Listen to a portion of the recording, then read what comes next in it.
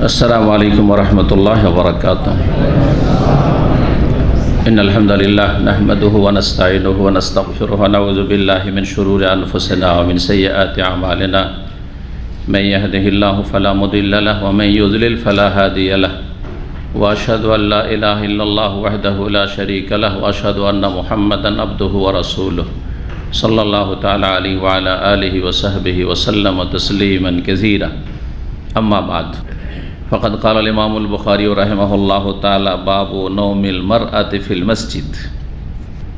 সম্মানিত দিনী ভাতৃমণ্ডলী, আল্লাহ রাব্বুল আলামিনের প্রশংসা এবং প্রিয় নবী সাল্লাল্লাহু আলাইহি সাল্লামের উপর সালাত ও সালামের পর আজ জুমাবার 11ই জিলকাদা 1443 হিজরি মোতাবেক 10ই জুন 2022 আমাদের ধারাবাহিক আলোচনা সহিহুল বুখারীর সালাতের পর্ব নম্বর 15।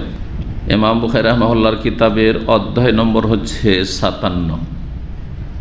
বলছেন ইমাম বুখারী রাহিমাহুল্লাহ বাবু নওমিল মারআতি ফিল মসজিদ। এই অধ্যায় হচ্ছে মসজিদে কোনো মহিলার ঘুমানো সম্পর্কে। মহিলা কি মসজিদে ঘুমাতে পারবে প্রয়োজনে? এই হচ্ছে অধ্যায়। কি বলেন, মসজিদে ঘুমানো জায়েজ না জায়েজ নয়? হ্যাঁ, পুরুষ মহিলা সবার জন্য না শুধু পুরুষদের জন্য জায়েজ? শুধু পুরুষের জন্য, মহিলার জন্য জায়েজ নয়। আচ্ছা, হানাফি মজহাবে মসজিদে ঘুমানো পুরুষ হোক আর নারী হোক মাকরুহ। কিন্তু তবলিগ জামাত হানাফি হইলেও চিল্লা দিতে গিয়ে এই মজহাবকে কিন্তু তারা পরিত্যাগ করেছে। কথা বুঝতে পারছেন না? সুবিধাবাদী মজহাব মানে যেখানে সুবিধাজনক হয় না সেখানে মজহাবের ফতোয়াকে উপেক্ষা করে। তো এটা কেমন করে তকলিদ হইল? তো মজহাব মানা তো হইল না, তাই না? 4 মজহাব 4 ফরজ, তো ফরজ তরক করে না ওরা? অবশ্যই ফরজ তরক করছে। আমাদের কাছে ফরজও না, সুন্নত না, নফলও না, সেই জন্য আমরা কোনো একটা মজহাব মানি না। আলেমদের কথা মানি কোরআন হাদিসের আলোকে, কিন্তু তাদের কাছে যখন মজহাব ফরজ তাহলে সবটাই মানতে হবে, ঠিক কিনা? বাকি সমস্ত ওলামা ফোকাহাদের কাছে মসজিদে প্রয়োজন বোধে ঘুমানো জায়েজ, অল্প সময়ের জন্য, দীর্ঘ সময়ের জন্য জায়েজ। কিন্তু সারা জীবন প্রয়োজনে, বাড়ি নাই ঘর নাই, মসজিদ কর্তৃপক্ষ অনুমতি দেয় তো জায়েজ। মহিলাদের ক্ষেত্রে যদি নিরাপত্তা থাকে, কারণ মহিলাদের নিরাপত্তার প্রয়োজন রয়েছে, মসজিদে যদি নিরাপদ থাকে, জান ইজ্জত আবরু, তাহলে মহিলাদের জন্য প্রয়োজন বোধে ঘুমানো জায়েজ। জি, নবী সাল্লাল্লাহু আলাইহি ওয়াসাল্লাম মসজিদ নববীতে ঘুমাতেন। হাদিস দেখবেন এখানে 439 নম্বর হাদিস, মা আয়েশা রাদিয়াল্লাহু তাআলা আনহা থেকে বর্ণিত, খুব চমৎকার ঘটনা। আন্না ওয়ালিদাতান কানাত সাউদা লিহাইয়্যি মিনাল আরব। একটি দাসী ছিল, কানাত সাউদা, কালো দাসী, মানে নেগ্রো, আফ্রিকান কালো দাসী ছিল। লিহাইয়্যি মিনাল আরব, আরবের বিশেষ একটি গোত্রের বা বংশের, কোন এক বংশের দাসী, কিন্তু দাস প্রথা সে যুগে ছিল। প্রথম কাফের, অমুসলিম ছিল, পরে ইসলাম গ্রহণ করে, নেও মুসলিমা। ফাতা উহা, তারা তাকে স্বাধীন করে দেয়, দাসমুক্ত করে দেয়। ফাকানাত মাহুম, কিন্তু সে বলে যে তোমরা খুব ভালো মানুষ, আর আমি কোথায় যাব, মহিলা মানুষ, আমার কেউ আপনজন নেই, তোমাদের সাথেই থাকবো, তোমাদের বাড়িতেই থাকবো। স্বাধীন হওয়ার পরেও কারণ অনেক মেয়েরা আছে, তাদের লাওয়ারিস, তাদের দেখাশোনার হয়তো কেউ নেই, কারো বাড়িতে লালিত পালিত হয়ে থাকছে, অথচ কোনো রক্তের সম্পর্ক বা আত্মীয়তা নেই। তো এই মেয়েটি বা মহিলা সেখানে থেকে যায়। কালাত, বলছেন ঘটনা, এই মহিলার ঘটনা। ফাখারাজাত সাবিয়াতুল্লাহুম, তাদের এক নাবালিকা, সাবিয়া নাবালিকাকে বলা হয়, সাবিও নাবালক আর সাবিয়াতুন মানে হচ্ছে নাবালিক। নাবালিক একটি মেয়ে এই গোত্রেরই বাড়ি থেকে বেরিয়েছিল গোসল করার জন্য, কেউ কেউ বলেছেন ভাষ্যকারগণ। আলাইহা ওয়েশাহুন আহমার মিন সুয়ুর, তার শরীরে একটি অলঙ্কার ছিল, আহমার মিন সুয়ুর, লাল রঙের অলংকার ছিল, গয়না ছিল, ফিতাটি ছিল। অনেক মালা থাকে অথবা অনেক গয়না থাকে যেটা কিছু অংশে কি থাকে, হয়তো ইয়ে আছে, চাঁদি আছে বা সোনা লাগানো আছে, তাই না? আর কিছু অংশে বাকি কি থাকে, ফিতা থাকে। আজকালকার মালাগুলিতে ধরেন মালা সামনের দিকে মালা নকশা করা আছে, একটা চেন, কিছুটা চেন আছে, পয়সা হয়েছে চেন। কিন্তু এক যুগে, জানি না আপনারা কি বলেন, মাকড়ি দেখেছেন? এখানে একটা ব্যবহার করতো অথবা 8টা 10টা ব্যবহার করতো, দেখেছেন না? কি বলেন ওগুলোকে? একজন বলবে, আপনারা কি বলেন আপনাদের ভাষায়? মালা? ওটা মালা না, কি বলে? তাবিজ। হ্যাঁ হ্যাঁ, তাবিজ। মাকড়ি তাবিজ দুটোই বলে, এই তাবিজ কথাটা। তো এই তাবিজ, এক তাবিজওয়ালা বড় ধরনের একটা থাকতো। আমাদের বুড়ি নানি দাদিদেরকে দেখেছি, দাদিকে আমি নিজের দেখিনি কিন্তু নানি দেখেছি, নানির কাছে মানুষ হয়েছি ছোটোকালে, আর অনেককে দেখেছি। সেটা উঠলো, কিন্তু তারপরেও ওই তাবিজ কারো গলায় 9টা 7টা 10টা 11টা এরকম থাকতো। তো ওটা কিসে লাগানো থাকে তাবিজগুলো? সুতা। তো সাধারণত কালো সুতা ব্যবহার করে, কিন্তু এটা ছিল লাল সুতার। কি ছিল? লাল সুতা। বেশা মালাকে বলা হয়, আবার বেশাহন কোমরের অলংকারকে বলা হয়। কোমরে অলংকার, আমাদের সব মহিলাদেরকে কোমরের অলংকার ব্যবহার করতে দেখি না, দেখে আছে নাকি আমাদের দেশে? কিন্তু আরবদের আছে। আরবদের এক ধরনের স্বর্ণ পাওয়া যায়, আপনি এই স্বর্ণ দোকানে গেলে দেখবেন, বা চাঁদিরও পাওয়া যায়, যে কোমরে, গোটা কোমরে কি থাকে, পরে সাজে, মাঝে মধ্যে সাজে, অথবা বিয়ের দিনে সাজে। জি, কোমরের অলংকার বলে অনেকে এর অনুবাদ করেছেন। যাই হোক, ছিল মেন সয়ুর, সেটা ছিল তাগার সুতার, লাল সুতা। কালাত বলছেন এই মহিলা, ফাওয়াদাথু, ওই মেয়েটি সেটাকে খুলে রেখে দেয় এক জায়গায়, গোসল করতে নামবে তো খুলে রেখে দেয়, ভিজে যাবে। আওয়াকা মিনহা, অথবা বর্ণনাকারীর সন্দেহ, অথবা তার কাছ থেকে ছিঁড়ে পড়ে গেছিল, দুটোই হইতে পারে, হয় ছিঁড়ে পড়ে গেছিল, না হয় রেখে দিয়েছিল যে গোসল করি তারপরে। ফাম্মাররাত বেহি হুদাইয়াতুন, একটি চিল ওখান দিয়ে যাচ্ছিল উড়ে। ওয়া মুলকান, আর ওই সময় ওই গয়নাটি কি ছিল, পড়েছিল সেখানে। ফাহাসেবাতুল লাহমান, ওই চিলটি মনে করলো যে একটা গোস্তের টুকরো পড়ে আছে, কারণ লাল, তো লাল ওপর থেকে উঠছে, গোস্ত মনে করে ছোঁ মেরে নিয়ে টান দিয়েছে। ফাখাত ফাথু, সেটা ছোঁ মেরে নিয়ে চলে যায়। কালাত ফালতামা সুহ, তলাশ করলো গোসল করে উঠে, অথবা পড়ে গেছে যেখানে পড়েছে তলাশ করলো। ফালামি, কিন্তু পাওয়া গেল না, গয়নাটি পাওয়া গেল না এই মেয়েটির, ওই বংশের। কালাত ফাত্তাহা মুনি বেহি, যখন পেল না তখন ওই মেয়েটি আত্মীয় স্বজন চলে এসছে, তলাশ করছে, যখন পাওয়া গেল না তখন আমাকে অভিযুক্ত করলো যে এই চুরি করেছে। এই কালো মেয়েটি, দাসীটি কি করেছে? চুরি করেছে। কালা, তো ওই যে কালো মহিলা দাসী বলছেন, ফাতাফিকু ইউফাত্তিশুন, তল্লাশি শুরু করলো, আমার মাথাতে পা পর্যন্ত তল্লাশি তো করলো। হাত্তা ফাত্তাশু কবুলাহা, এমনকি তার লজ্জাস্থান পর্যন্ত কাপড় খুলে তলাশ করলো। লজ্জাস্থান, নাউজুবিল্লাহ, হাত দিয়ে তলাশ করলো যে কি জানি ঢুকিয়ে দিয়েছে। আজকাল যারা হিরোইন গাঁজা নিয়ে আসে, আমরা ভাবতে পারি না যে কিসে কিসে করে নিয়ে আসে। আপনারা জানেন কিসে করে নিয়ে আসেন? বলতে পারেন? হ্যাঁ, কিসে? খেয়ে নিয়ে আসে পেটে করে। ও তার পায়খানা করবে, তারপর এটা বেরোবে। হ্যাঁ, আউযুবিল্লাহ, তাদের শুনেছে। আরও কত রকম করে যে নিয়ে আসে, আউযুবিল্লাহ। যারা অপরাধী তারা কত রকম অপরাধ করে, ভালো মানুষ ওই জগৎ সম্পর্কে অনেক সময় কল্পনাই করতে পারে না যে এই ধরনের অপরাধ মানুষ করতে পারে। আর ওদের চিন্তা এত খারাপ খারাপ চিন্তা, আর মানে অকল্পনীয় চিন্তা তাদের আসতে পারে আমাদের কল্পনার বাইরে। কালাত, তোমার বলছে, ওয়াল্লাহ, আল্লাহর কসম করেছে, ইন্দিল্লাহ কায়েমা মাহুম, তল্লাশ করে গোটা শরীর তল্লাশ করে, লজ্জাস্থান তল্লাশ, কোথাও পেল না। আর ওখানে ওই মেয়েটি বলছে, দাসী বলছে, আমি ওখানেই দাঁড়িয়ে আছি। ইজ মাররাতিল হুদাইয়াত, হঠাৎ করে চিলটি এদিকে সেদিকে ছুটাছুটি করতে করতে দেখছে তো আমি তো গোস্ত বলে নিয়েছিলাম, তো গোস্ত না, তো যে কোনো জায়গায় ফেলে দিতে পারতো। কিন্তু আল্লাহর পক্ষ থেকে এই মেয়ের কারামত দেখেন। হ্যাঁ, এ পীরদের কারামত আপনারা শুধু বিশ্বাসী, তাই না? বেদাতের না, না না, যে কোনো মুমিন বান্দার কারামত হইতে পারে, আল্লাহ তাকে বালা মুসিবতে উদ্ধার করার জন্য। নেই মুসলিমের কারামত, অসাধারণ অলৌকিকত্ব। আম্বিয়া রসুলগণ হলো এটার নাম মুজিজা। আর যদি আম্বিয়া রসুল ছাড়া অন্য কোনো মানুষে আপনার আমারও হইতে পারে, অসাধারণ কিছু আল্লাহর খাস মদত হইতে পারে। হ্যাঁ, এমন কি দোয়া করলেন সাথে সাথে করে, এটাও কারামত। কিন্তু কয়টা লোক মনে করে যে দোয়া করলে আলহামদুলিল্লাহ কবো, এটা আমার কারামত, মানে আকরামানি বেহি রব্বি, আল্লাহ আমাকে এর মাধ্যমে সম্মানিত করে। কারামত মানে কি? তাকে সম্মানিত করে, আল্লাহ সম্মানিত করেছেন তাকে, যে কোনোভাবে হোক না কেন। চিলটি ওই আবার ঘুরে এসছে উঠতে উঠতে, এসে ফালকাত ওই জায়গায় ফেলে দিয়েছে।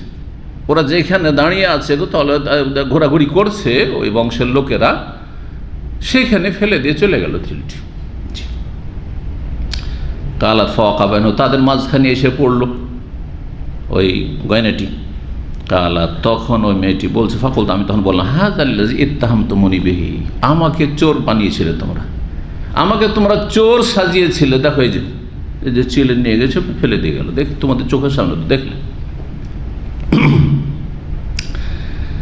হাযাল্লাযী ইত্তাহামতুমুনি বিহি যামতুম, তোমাদের এই ধারণা, ওয়া আনা মিনহু বারী, অথচ আমি একেবারে নির্দোষী।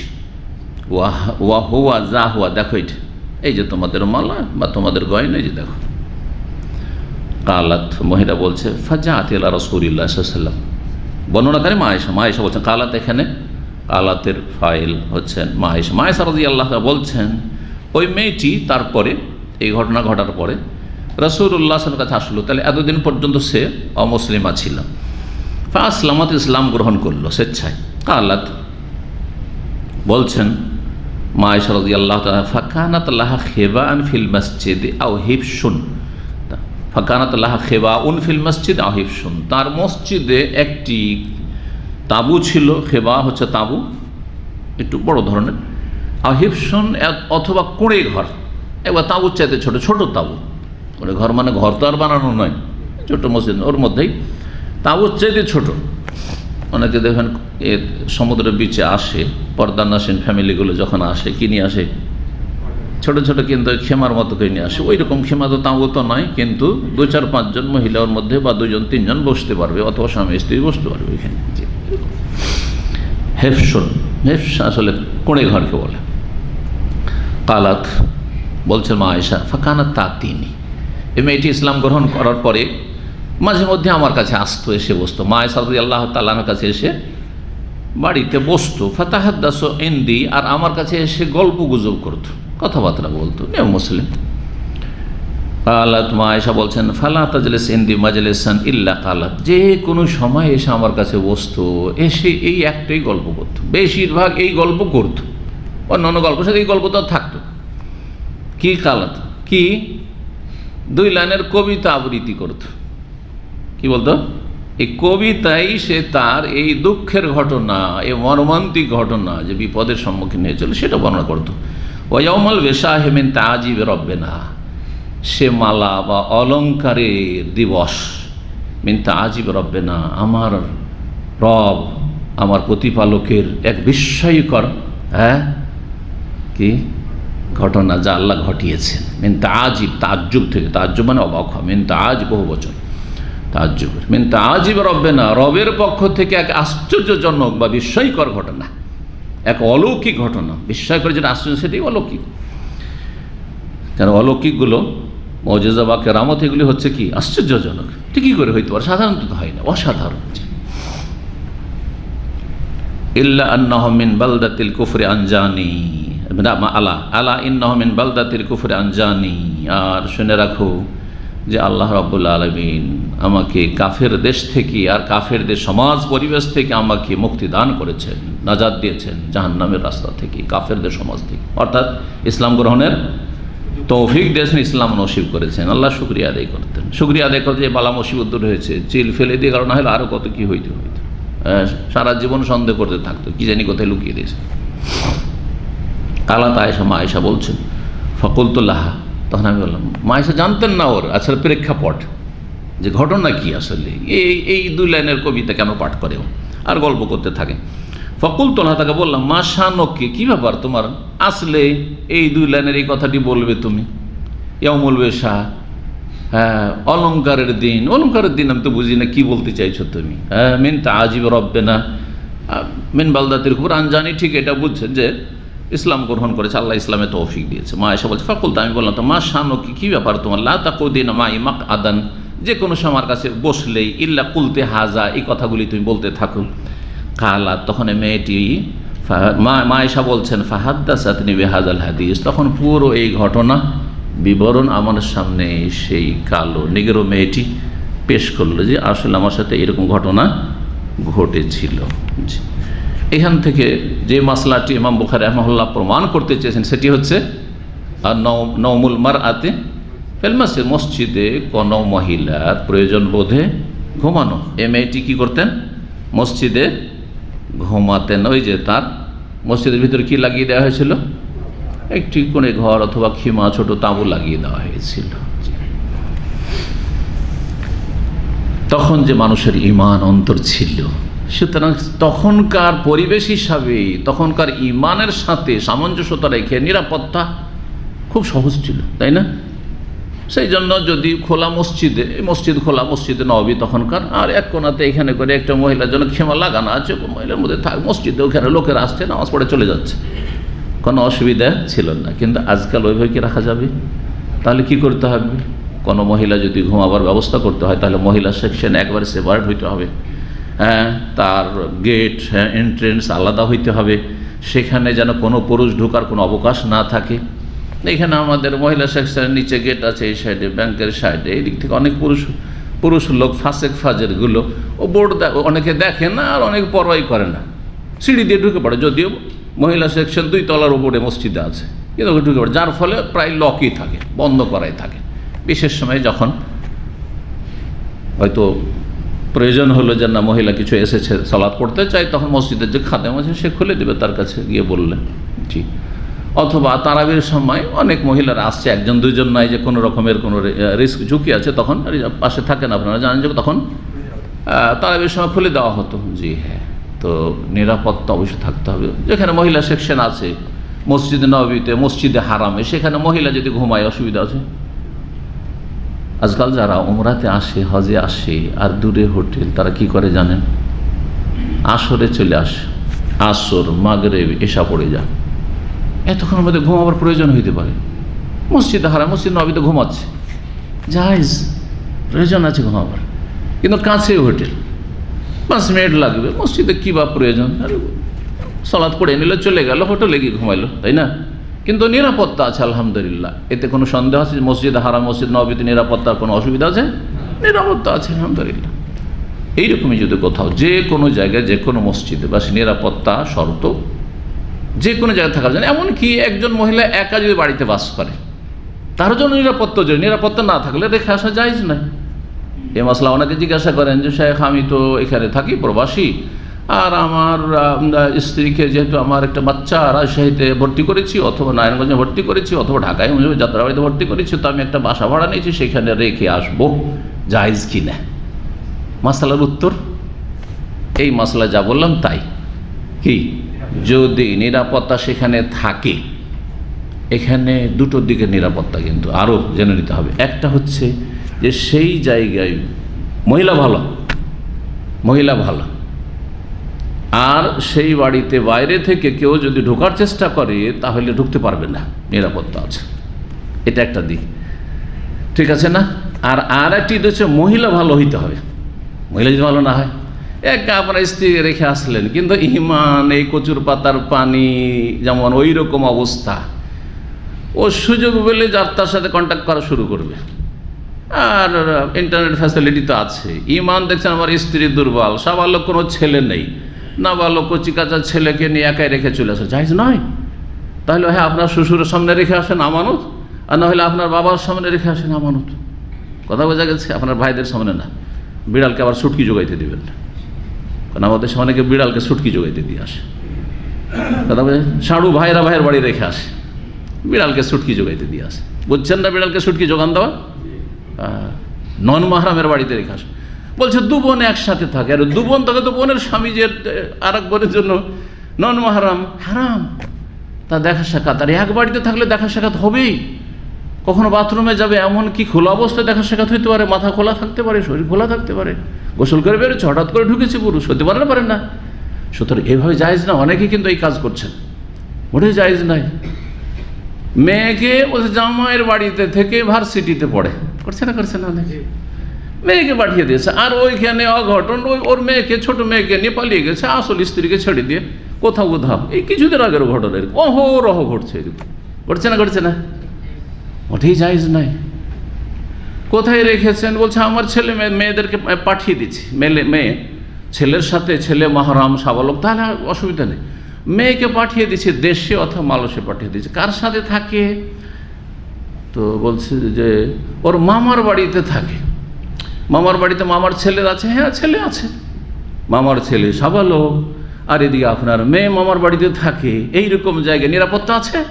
মোটেই নিরাপত্তা নেই। শারআন শরীয়তের আলোকে নিরাপত্তা নেই। সুতরাং জায়েজ নাই ফিতনার জায়গায় রেখে আসা। সবগুলি কথা বুঝে তারপরে আপনাকে সিদ্ধান্ত নিতে হবে।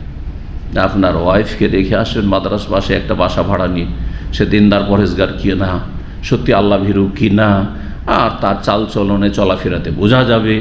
হ্যাঁ, যদি আপনার বিশ্বাস থাকে যে হামদার নিরাপত্তা আছে, বাইরে থেকে কোনো রকমের কোনো আশঙ্কা নেই, ঝুঁকি নেই, আর তার ইমানি নিরাপত্তাও আছে, তাহলে রেখে আসুন। আর না হইলে আমানত, আপনি বিদেশে আসছেন, সোজা যার মেয়ে তাকে ধরিয়ে দিয়ে আসুন যে আপনার বাড়িতে থাকবে।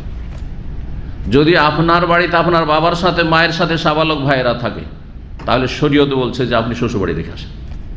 এই নয় যে বছরকে বছর আপনার বাড়িতে থাকছে সাবালক ভাইদের সাথে, না, মোটেই জায়েজ নয়, এটা মোটেই জায়েজ নয়। পর্দার ব্যবস্থা নেই সেখানে।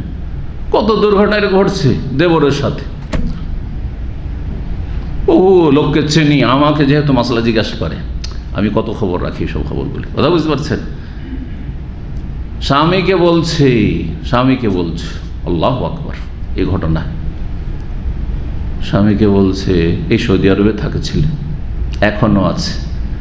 স্বামীকে বলছে যে আমি আর তোমার ভাইকে ছেড়ে থাকতে পারছি না, আমাকে তুমি মাফ করে দাও, আমাকে ছেড়ে দাও, আমি তোমার ভাইকে ছাড়া 1 মিনিট থাকতে পারছি না। স্পষ্ট ভাষায় বলেছে। কি ঘটনা? বলছে একটা বাচ্চা রেখে এসেছিল, ছেলেকে নিয়ে একটু, হ্যাঁ, ভাতিজাকে নিয়ে খেলাধুলা করে, নয় ভাবির রুমে যাই, ভাবির রুমে শুয়ে থাকি, ভাবির বসে থাকি। প্রথম দিন জবরদস্তি একটা কিস দিয়ে দিলাম। সেই দিন খুব রাগারাগি করলো মেয়েটি, হ্যাঁ, দেবরের ওপর। কিন্তু তারপরে তো ও তো দুষ্টামি ছাড়লো না। আর তারপরে তখন 2-3টে 2বার, একবার দিতেই সে তার জন্য কি হয়ে গেল, দুর্বল হয়ে গেল। স্বাভাবিক, মহিলারা দুর্বল। তারপরে একজন সাবালিক আর সাবালকের দিকে, এটা হচ্ছে আল্লাহর প্রাকৃতিক জিনিস, ফিতরাত। একজন যুবতীর দিকে টান থাকবেই, একটা মেয়ের দিকে, আর একজন মেয়ের একটা ছেলের দিকে টান থাকবে, অবশ্যই আছে। তাকে যদি ঠিকভাবে যদি আপনি গাইড না করেন, অর্থাৎ যথাসময়ে স্বামী না পায়, হালাল না পায়, যথাসময়ে স্ত্রী না পায়, তো পাপের রাস্তা খোলা থাকলে যে কোনো সময় ঢুকে যেতে পারে পাপের রাস্তায়, ছেলে হোক অথবা মেয়ে হোক। এই কথাগুলি সবসময় মনে রাখতে হবে। ছিদ্র বন্ধ করতে হবে ফাহেশার, অশ্লীলতার। ওয়ালা তাত্তাবি খুতুওয়াতি শায়তান, এগুলোকে খুতুওয়াতু শায়তান। জি, তো সতর্ক, সাবধান। আল্লাহু আকবার। তারপরে দীর্ঘদিন তালাক দিয়ে থেকেছে, ভাইকে বাড়ি থেকে তাড়িয়ে দিয়েছে।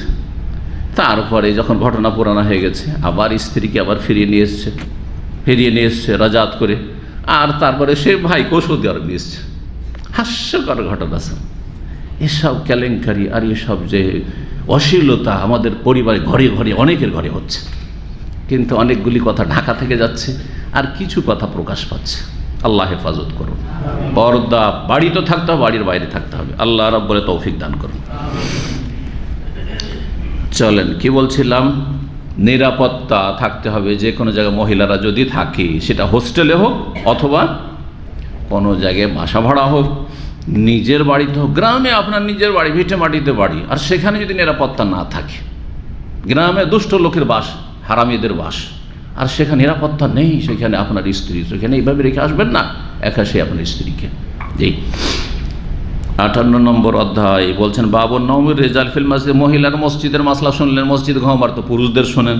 বলছেন ইমাম বুখারী যে পুরুষদের মসজিদে ঘুমার সম্পর্কে অধ্যায়। ওয়াকালা আবু কিলাবা, প্রখ্যাত তাবি ইমাম আবু কিলাবা রাহিমাহুল্লাহ বলছেন, আনাস রাদিয়াল্লাহু তাআলা আনহু থেকে, আনাস রাদিয়াল্লাহু তাআলা তিনি ছাত্র, কাদেমা রাহাতুম মিন ওকাল আল্লাহ নবী সাল্লাল্লাহু আলাইহি ওয়াসাল্লাম, একটি ক্ষুদ্র দল ওকাল বংশের নবী সাল্লাল্লাহু আলাইহি ওয়াসাল্লামের কাছে আসলো,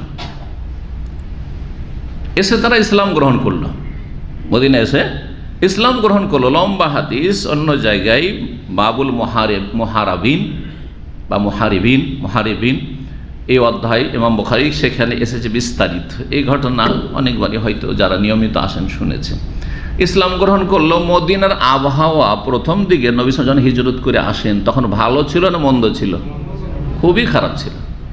মদিনার আবহাওয়া এত দূষিত ছিল যে যে কোনো মানুষ অসুস্থ হয়ে যেত আসলে, বাইরে থেকে আসলে।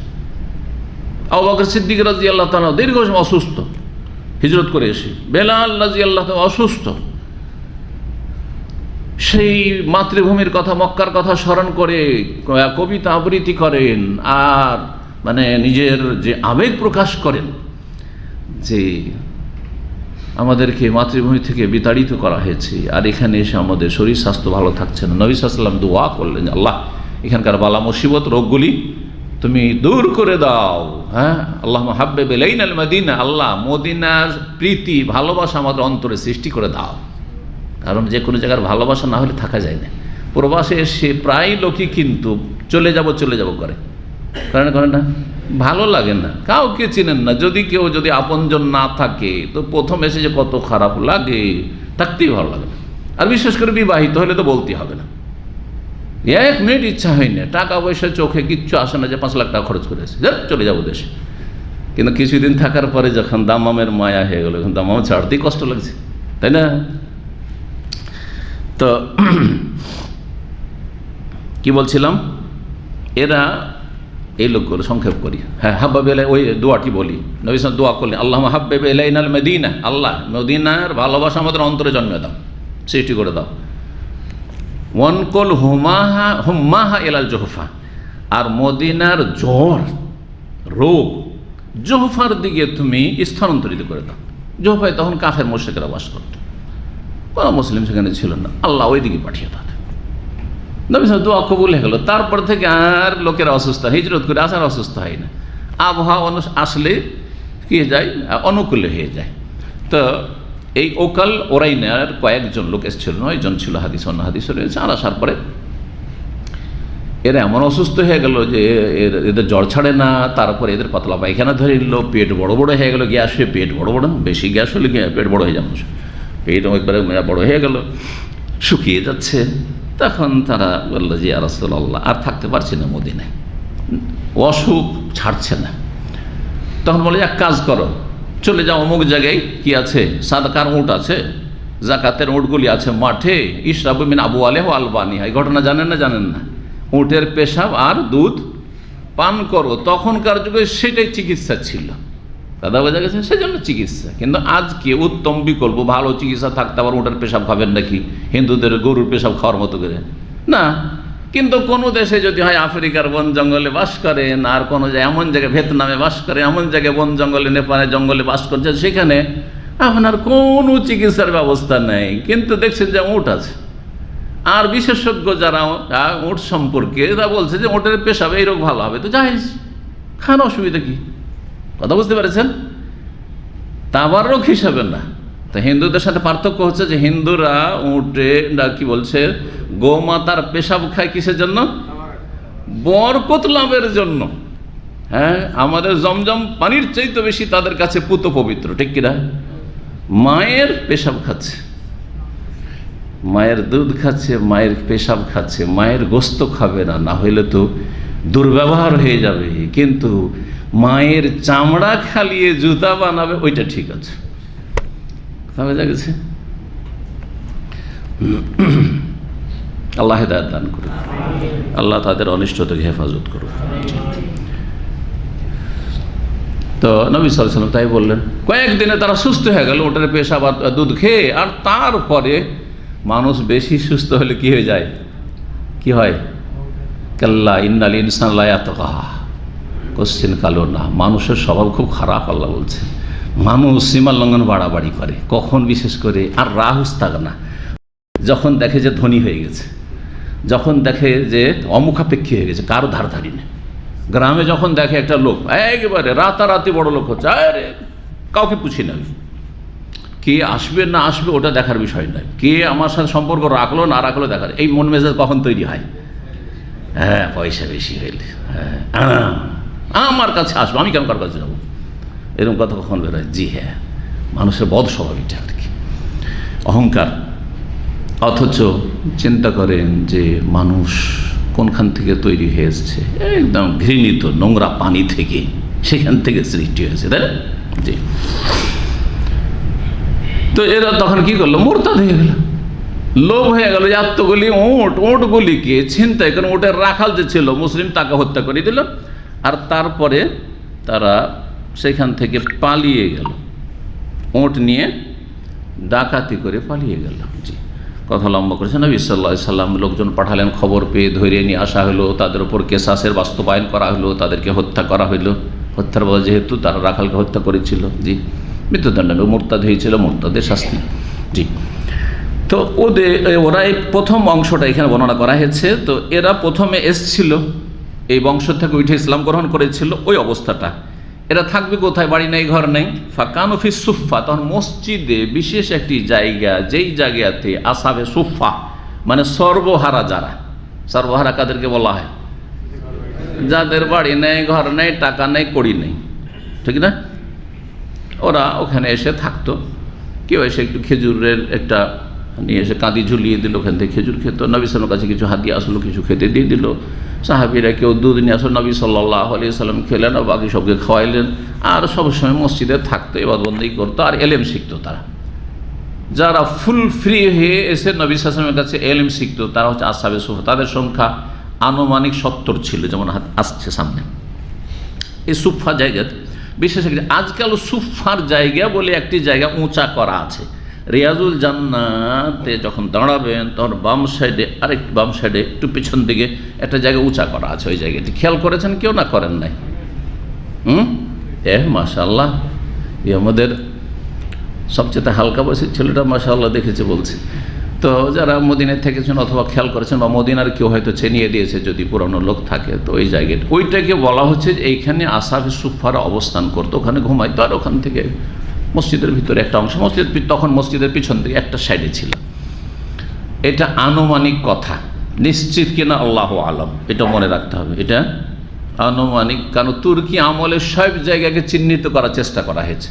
যতগুলো জায়গা ঐতিহাসিক ইসলামিক জায়গা আছে সেগুলিকে যথাসাধ্য, অনেকগুলি সন্দেহযুক্ত, অনেকগুলি কথাই সন্দেহযুক্ত, সন্দেহমুক্ত নয়, কিন্তু এই জায়গা হচ্ছে এটা হচ্ছে মাওলিদুর রাসূল। যেমন নবী সাল্লাল্লাহু আলাইহি ওয়াসাল্লামের জন্মের স্থান, ওইটা ছিল মা আমেনার বাড়ি, আর ওখানে জন্ম, এই বলে যে জায়গাটি আছে। চেনেন মক্কায়? কে চেনে? মাশাআল্লাহ, 2-4 জনই চেনে, বাকি কেউ চেনে। একটা লাইব্রেরি আছে, যখন এদিকে আসবেন সাফা এবং মারওয়ার মাঝখান দিয়ে এদিকে আসবেন, তো একটা লাইব্রেরি ওইখানে আছে, এদিকে যখন উঠতে আসবেন সুলাইমানের দিকে। তো ওই লাইব্রেরিতে ছোট্ট করে লেখা আছে, কিন্তু এখন জাহাজ মাওলিদুর রাসূল সাল্লাল্লাহু আলাইহি ওয়াসাল্লাম, আল্লাহু আলাম বিযালিক, কিন্তু বলা হচ্ছে, ধরে নেওয়া যায় যে হইতে পারে। জি, তো এই সুফা জায়গা বলছিলাম। অকাল আব্দুর রহমান আবু বকর বলেন, কান আসহাবু সুফাতিল ফুকারা, আসহাবে সুফা, সুফায় অবস্থানকারী যেসব সর্বহারা লোকেরা ছিলেন, তারা সবগুলি দরিদ্র গরিব ছিল, সব বাড়ি নাই, ঘর নাই, কিছুই ছিল না তাদের কাছে। সুতরাং থাকবে কোথায়? তো মসজিদে থাকতে তাদের দেওয়া হয়েছে। তো এইভাবে মসজিদে যাদের বাড়ি নেই, ঘর নেই, ভালো মানুষ, এই নয় যে নেশাখোর, নেশা খেয়ে পড়ে থাকছে আর মসজিদে ঘুমিয়ে থাকবে, হ্যাঁ, ফাসেক ফাজর ধূমপান করে আর মসজিদে এসে ঘুমিয়ে থাকবে, না, তাদেরকে অনুমতি দেওয়া হবে না। কিন্তু ভালো মানুষ মসজিদে এসে তালেবে ইলম, মাদ্রাসাগুলির মসজিদে, মাদ্রাসার রুমে জায়গা হয় না, মসজিদে ঘুমাচ্ছে, কোনো অসুবিধা নেই। মাদ্রাসার শিক্ষক অথবা ছাত্র অথবা ভালো মানুষ, এমনি কোনো মুসাফির এসছে, আপনাদের গ্রামে এসছে, কারো বাড়িতে আজকাল ঘুমাতে দিলেও নিরাপত্তা নেই। মসজিদ থেকে তো মাইক চুরি করে নিয়ে পালিয়ে চলেছে, মসজিদে ঘড়ি চুরি করে নিয়ে পালিয়ে চলে যাচ্ছে না। তো কথা হচ্ছে যে নিরাপত্তাটা ঠিক রেখে তারপরে জায়গা দিতে হবে। জি, 440 নম্বর হাদিস। প্রখ্যাত তাবি নাফে রাহিমাহুল্লাহ বলছেন, খালা আখবানি আব্দুল্লাহ বিন ওমর, আমাকে আব্দুল্লাহ বিন ওমর আমার উস্তাদ এবং মালিক মনিব ছিলেন, তিনি বলেছেন, আন্নাহু কানা ইয়ানামু, তিনি ঘুমাতেন মসজিদে। আব্দুল্লাহ বিন ওমর যুবক মানুষ, 15 থেকে 18 এরকম বয়স, ঘুমাতেন মসজিদে নববীতে। ওয়া হুয়া শাবুন আযাব, অথচ তিনি অবিবাহিত যুবক ছিলেন, অবিবাহিত যুবক ছিলেন। কারণ কোন কোন ফুকাহা বলেছে যে যদি যুবক হয় তাহলে ঘুমাইতে পারবে না, আর যদি বুড়া হয় ঘুমাইতে পারবে। কারণ ওরা তখন মানে যুক্তি, যুবক লোকের যখন তখন স্বপ্নদোষ হবে, নাপাক থাকবে, আর বুড়ো মানুষদের স্বপ্নদোষ খুবই কমই হয়, তাই না? অবিবাহিত হলে তো সাধারণত স্বপ্নদোষ হয় না সাধারণত, যদি বিবাহিত সত্যি হয় তাহলে। আর যদি বিবাহিত হওয়ার পরেও যদি স্বপ্নদোষ যখন তখন জানতে হবে রোগ অসুবিধা আছে তার। লা আহলাল্লাহু, তার পরিবার ছিল না, বিয়ে হয়নি। ফি মসজিদিন নবী, কোথায় ঘুমাতেন? নবী সাল্লাল্লাহু আলাইহি ওয়াসাল্লাম মসজিদে, মসজিদে নববীতে। জায়েজ, তাহলে সর্বস্তরের পুরুষ নারীদের জন্য ঘুমানো মসজিদে প্রয়োজনে জায়েজ। জি। 441 নম্বর হাদিস, সাহল বিন সাদ রাদিয়াল্লাহু তাআলা আনহু থেকে বর্ণিত, ক্বালা জা রাসূলুল্লাহ সাল্লাল্লাহু আলাইহি ওয়াসাল্লাম বাইতা ফাতিমাতা, রাসূলুল্লাহ সাল্লাল্লাহু আলাইহি ওয়াসাল্লাম ফাতিমা রাদিয়াল্লাহু তাআলা আনহা ছোট মেয়ের বাড়িতে আসলেন। তাহলে জামাইয়ের বাড়ি যাওয়া সুন্নাত, হ্যাঁ? জামাইয়ের বাড়ি যাবেন মাঝে মাঝে, মেয়ের বাড়ি যাবেন। হ্যাঁ, মেয়ের বাড়ি যাওয়াটা কোনো আইবের কথা, দোষের কথা নয় যে কী করে জামাইয়ের বাড়ি থাকবো, কী করে মেয়ের বাড়ি থাকবো, এই যে আছে না কুসংস্কার আমাদের সমাজে, না। ফালাম ইয়াজিদ আলিয়ান ফিল বাইত, বাড়িতে গিয়ে দেখছেন যে দুপুরবেলা রোদের সময় আলী নেই, যেই সময় বিশ্রামের সময় সাধারণত বাড়ির বাইরে কেউ থাকে না। এমন না যে কাজ কাম আছে সকাল বিকেল। আগের যুগের মানুষের, আমাদের যুগের আগের যুগ বলছি, তখন কাজ কাম মানুষের খুব কম ছিল। সকালবেলা গেল কৃষি কাজ করে, সকাল 10টার মধ্যে 11টার মধ্যে চলে এসছে বাড়ি, সারাদিন বাড়িতে আছে, সারাদিন বাড়িতে আছে। আসর পরে হাট বাজারে গেলেও একটু কেনাকাটা যদি কিছু থাকে করে নিল হাটে, আর তারপরে ধর মাগরিব বা এশার আগেই বাড়িতে চলে আসলে, এশার আগে খেয়ে দিয়ে এশার পরে ঘুমিয়ে গেল। এটা আমাদের ছোটকালের জীবনযাপন ছিল। কথা বুঝতে পারছেন? কত সুন্দর জীবন ছিল, কত শান্তির জীবন। এখনও গ্রাম আমাকে ভালো লাগে, গ্রামের জীবন কত যে শান্তির জীবন। হ্যাঁ, সব দিক থেকে শান্তি, হই হুল্লোড় নাই, কিচ্ছু নেই। আর তারপরে যদি সেখানে দিন চর্চার ব্যবস্থা থাকে তো অনেক ভালো শহরের চাইতে। গ্রামগঞ্জে কিছু পজিটিভ ভালো দিক রয়েছে যেটা শহরে মোটেই নেই। শহরে ফিতনা ফাসাদ বেশি, শহরে অশ্লীলতা বেশি, জি, শহরে নোংরামি বেশি, শহরে পাপীদের সংখ্যা বেশি। যত পয়সাওয়ালা তত বেশি পাপী, ইল্লা মাশাআল্লাহ কিছু ভালো মানুষ পয়সাওয়ালাদের মধ্যে অল্পই আছে। তো কিন্তু শহরে আজকাল শহরমুখী কেন মানুষ, কেউ গ্রামে থাকতে চায় না, কারণ দুনিয়াকে বড় করে দেখছে মানুষ। যার ফলে শহরে যেসব ফ্যাসিলিটি সুযোগ সুবিধা আছে, শিক্ষা আর চিকিৎসা, বিশেষ করে শিক্ষা আর চিকিৎসা আর ব্যবসা বাণিজ্য, টাকা ইনকাম, তারপরে এদিক সেদিক কমিউনিকেশন, যোগাযোগ ব্যবস্থা, এখান থেকে আমি বাইরে থেকে, আমার ছেলেমেয়েরা বাইরে থাকে, ভাই করে উঠবে আর নামবে, উঠবে নামবে যাবে, তাই না? আহা, তো এই দুনিয়ার সুবিধার জন্য অনেক ফিতনা পড়ে যেতে হচ্ছে, অনেক অশ্লীলতা দেখে বরদাস্ত করতে হচ্ছে, পাপীদের মাঝে বসবাস করতে হচ্ছে। জি, যেটা গ্রামে হয়তো সামাজিক একটা শাসন আছে, অথবা সামাজিক একটা মূল্যবোধ আছে, সামাজিক একটা সভ্যতা, ভালো ইসলামী সভ্যতা আছে, কিন্তু শহরে নাই কিছু, শহরে নেই, কেউ কাউকে বলার ক্ষমতাই রাখে না। জি, আল্লাহ হেফাজত করুক। যদি একটা ভালো দিক আছে, শহরে দিন শিখার আলহামদুলিল্লাহ এখন অনেকটা ব্যবস্থা ভালো আছে। শহরে মসজিদগুলোতে, মুসলিম দেশে বিশেষ করে বা মুসলিম পরিবেশ যেখানে আছে সেখানে দিন শিখার ব্যবস্থা, আলেম ওলামারা আছে, সেখানে দর্স হয়, আলোচনা হয়, এগুলো দিক ভালো। কিন্তু সেটা একেবারে সীমিত, পাপের দিকটি বেশি। কিন্তু আল্লাহ হেফাজত করেন যে যেখানে থাকেন ভালো মানুষদের। আলী রাদিয়াল্লাহু তাআলা আনহুকে বাড়িতে পেলেন না। ফাকাল আইনা ইবনু আম্মিকা, তোমার চাচাতো ভাই কোথায়? আলী রাদিয়াল্লাহু তাআলা কার চাচাতো ভাই? কার? রাসূল সাল্লাল্লাহু আলাইহি ওয়াসাল্লামের চাচাতো ভাই। কিন্তু মেয়েকে বলছেন ফাতেমা তোমার চাচাতো ভাই কোথায়? এটা কেমন ভাষা? হ্যাঁ, বলেছেন নবী সাল্লাল্লাহু আলাইহি ওয়াসাল্লাম? না, আরবরা এইভাবে বলতেন, বাপের নিকটাত্মীয় তাদেরকে সব চাচাতো ভাই। সে বাপের চাচাতো ভাই হোক, সেও মেয়েদের ছেলেদেরও চাচাতো ভাই। কথা বুঝছেন না? এইভাবে আরবরা বলতেন, আইনা ইবনু আম্মিকা, তোমার চাচাতো ভাই কোথায়? আমাদের দেশে তো এইরকম ভাতিজির সাথে বিয়ে করলে খবর আছে। আরে দূরের বংশে ভাতিজা। আমার গ্রামে আমি যখন প্রথম মাদ্রাসা ফারেগে আলেম হইলাম, তখন আমাদের গ্রামে, আমাদের বংশে দূরের বংশ, দূরের আত্মীয়, কিন্তু নিজের রক্তেরই সম্পর্ক, এক মেয়ের বিয়ে হবে আর আমার এক চাচার সাথে। মেয়েটি আমাদের সম্পর্কে বংশেরই তো, যেহেতু তো মেয়েটি আমাদের সম্পর্কে বোন হচ্ছে, আর যে যার সাথে বিয়ে হবে সে আমাদের চাচা, ওকে আমরা চাচা চাচা বলি, আর ওর মেয়ের বাপ আমাদের চাচা। আবার গ্রামে তো বংশ জানা আছে যে এরা তো চাচা, এমনিও চাচা, অমুসলিমদের সাথে চাচা ভাতিজা সম্পর্ক, তাই না? আছে একটা আমাদের দেশে এরকম সম্পর্কগুলো। তো এমনিও বংশের ছিল, বিয়ে লাগিয়ে দিয়েছে। বিয়ে লাগাতে এমন গ্রাম থেকে প্রতিরোধ শুরু হয়েছে, হই হই শুরু হয়েছে। তো গ্রামে তো কোনো আলেম নেই। আমাদের গ্রামের বৈশিষ্ট্য যে আমাদের গ্রামে দীর্ঘ সময় পরে আমি আলেম, আর তার 40-50 বছর আগে আমার বড় চাচা একজন আলেম ছিলেন, ছোটোখাটোই ছিলেন কিন্তু আলেম ছিলেন। দেওবন্দ থেকে আহলে হাদিস হওয়ার অপরাধে তাকে বের করেছিল হুসেন আহমদ মাদানী এর যুগে। হুসেন আহমদ মাদানী মালদা বেড়াতে আসলেন, মালদা রাজশাহী এই এলাকায় তিনি বক্তব্য করতে আসলেন। তখন হানাফি দেওবন্দিরা, তবলিগিরা কমপ্লেন করলো যে এলাকার বহু আহলে হাদিস গিয়ে দেওবন্দে পড়ে, হানাফি সেজে। তখন আহলে হাদিসের বড় মাদ্রাসা কোথাও ছিল না, ঢাকা থেকে শুরু করে দিল্লি পর্যন্ত। দিল্লির রহমানিয়া যে আহলে হাদিস মাদ্রাসা ছিল সেটাও দাঙ্গার সময় 47-এ সেটা শেষ হয়ে যায়, হিন্দুরা দখল করে নেয়। আর তারপরে সেখান থেকে যে মালিকরা চালাতো, স্যাট একাই চালাতো, তারা 2-3 ভাই ছিল, তারা হিজরত করে রাতারাতি করাচি চলে আসে।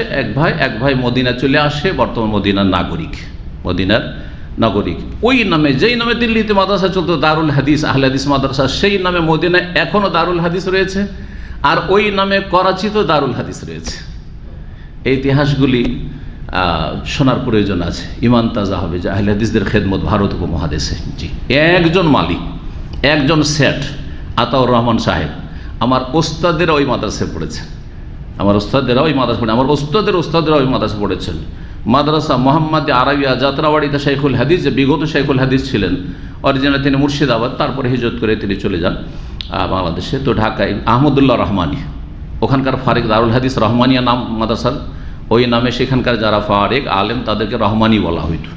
এই মাদ্রাসা দাঙ্গার সময় 47-এর পার্টিশনে যে দাঙ্গা ফাসাদ হয় হিন্দু মুসলিম, তাতে বেদখল হয়ে যায়, আর রাতারাতি তাদের নিরাপত্তার জন্য তাদের হিজরত করতে হয়, চলে আসে। তো মাদ্রাসা শেষ, আহলে হাদিসরা পড়বে কোথায়? তখন দেওবন্দ বড় মাদ্রাসা হানাফিদের, ওই সেখানে পড়তে যেত। কিন্তু সেখানে রফায়দান আমিন জোরে বললে তো রাখবে না, আর অ্যাডমিশনই নিবে না। তো তখন তারা লুকিয়ে লুকিয়ে রফায়দান না করে, আমিন জোরে না বলে, আর বুকে হাত না বেঁধে তারা কি এই বাহ্যিক সুন্নতগুলি না পালন করে কি করতো? তারা ওই মাদ্রাসায় পড়াশোনা করতো। যখন এখান থেকে হোসেন আহমদ মাদানী, তাদের বড় শাইখুল হাদিস, কিন্তু যারা মাদ্রাসা পড়া খুব নাম জানে, মশহুর, জানেন হোসেন আহমদ মাদানী, জি, যাকে দেওবন্দিরা শাইখুল ইসলাম বলে, শাইখুল ইসলাম তাকে বলে। তো এই হোসেন আহমদ মাদানী কত কট্টর মজহাবি আর কত কট্টর গোড়ার সংকীর্ণ চিন্তা চেতনা। যেমনই গিয়ে জানতে পারলো মালদা, কারণ মালদা, মুর্শিদাবাদ, রাজশাহী সিংহভাগ আহলে হাদিস ওই এলাকায়, এই 3টা জেলা, বাংলাদেশের চাঁপাইনবাবগঞ্জ, রাজশাহী, আর ভারতের মুর্শিদাবাদ আর মালদা। তো মালদা টাউনে আমাদের যেটা ডিস্ট্রিক্ট, এই মালদা ডিস্ট্রিক্ট টাউনে তার বক্তব্য ছিল। আর হানাফি মহলে এসে বললো যে আহলে হাদিস, তারা যেহেতু ডিস্ট্রিক্টের খবর রাখে, বহু ছেলে আহলে হাদিস আপনার মাদ্রাসায় গিয়ে কিন্তু হানফি সেজে পড়ে। যাওয়ার পরে তখন তল্লাশি চালাইল। এই তল্লাশি করে করে যতগুলি আহলে হাদিস ছিল, বেশ কিছু বা ছাত্র যাদের সংখ্যা যথেষ্ট সংখ্যা ছিল, তাদের সবগুলিকে গিয়ে এখরাজ করে দিল, মানে বহিষ্কার করল। অপরাধ কি? আহলে হাদিস অপরাধ। লামজহাবি কেন পড়বে আমাদের মাদ্রাসায়? গায়ের মুকাল্লিদিন বলে না, গায়ের মুকাল্লিদ আর লামজহাবি, এগুলো গাল তাদের। তো বের করে দিল। তো আমার ওই চাচা আব্দুল সালাম রাহিমাহুল্লাহ তাআলা কয়েক বছর আগে ইন্তেকাল করেছেন। ওখান থেকে বেরিয়ে আসার পরে মাদ্রাসা পড়া বা মাদ্রাসার আলেমদের উপর একটা যেন একটা মানে আবেগে একটা ঘৃণার মতো হয়ে গিয়েছিল। তারপরে কলকাতা আলিয়া থেকে তিনি ফাজেল করেন, আর তারপর তখন ডেকে ডেকে আলিয়া মাদ্রাসায়, কলকাতা আলিয়া ঢাকায় ডেকে ডেকে চাকরি দিত। চাকরিতে মৌলবী মাস্টার খুঁজে পাওয়া যেত না, মাওলানা খুঁজে পাওয়া যেত না, ডেকে চাকরি, পত্রিকা আসলো গেল, চাকরি হলো, কোনো পরিচয় নেই, কত সুবিধা ছিল। তো উনি আবার মালদার থেকে চাকরি পেলেন গিয়ে বীরভূমে, আর বীরভূমে চাকরি পেয়ে ওখানে থেকে গেছিল সারা জীবন, ওনার ছেলে ওইখানে কলকাতা এখন। তো যাই হোক, আর তার আগে আমার এক দাদা আলেম, মানে ওই গ্রামে ওই আমার আগে দুটো সাধারণ আলেম, আর তারপরে আল্লাহ আমাকে করলেন ওইখানে গ্রামে কোনো আলেম নেই। তো আমাকে জিজ্ঞেস করতে আসলো যে এখানে যে ভাতিজিকে বিয়ে করছে এটা কি জায়েজ? মানে ওরা চাইছিল যে ফতোয়া যদি পেয়ে যায় যে এই ভাতিজি বিয়ে করা হারাম, তাহলে সামাজিকভাবে কি করা হবে? এই পরিবারগুলোকে বয়কট করা হবে। জানেন তো আমাদের দেশে বয়কট করা, সামাজিক বয়কট। তার পানি নিতে দেবো না, তো তার সাথে কথা বলবো না, তার সাথে চলাফেরা করবো না, তাকে কিছু দেবো না, নিবো না, এগুলো জানেন না আমাদের দেশে আছে না? এই জাহিলিয়াতগুলো আছে, কিন্তু জালেম এরা সামাজিক সমাজের অনেক জালেম আছে আমাদের সমাজে। তাই আমি বললাম যে শরীয়তে তো কোনো বাধা নেই, সে আমাদের সামাজিকতা, এরকম বিয়ে শাদী হয় নিজের বংশে, জানা আছে যেটা ভাতিজি সেজন্য, কিন্তু শরীয়তে অনেক দূরের। তারপরে বললাম যে আচ্ছা বলেন তো দেখি যে নবী সাল্লাল্লাহু আলাইহি সাল্লামের আলী কে? তো বলছে আপন চাচাতো ভাই। কে? আপন চাচাতো ভাই আলী বিন আবি তালেব, আবু তালেবের ছেলে আলী, আর মোহাম্মদ বিন আবদুল্লাহ বিন আব্দুল মুত্তালিব। আব্দুল মুত্তালিবে গিয়ে দুইজনে মিলে যাচ্ছেন, আলী বিন আবি তালেব বিন আব্দুল মুত্তালিব আর মোহাম্মদ বিন আবদুল্লাহ বিন আব্দুল মুত্তালিব।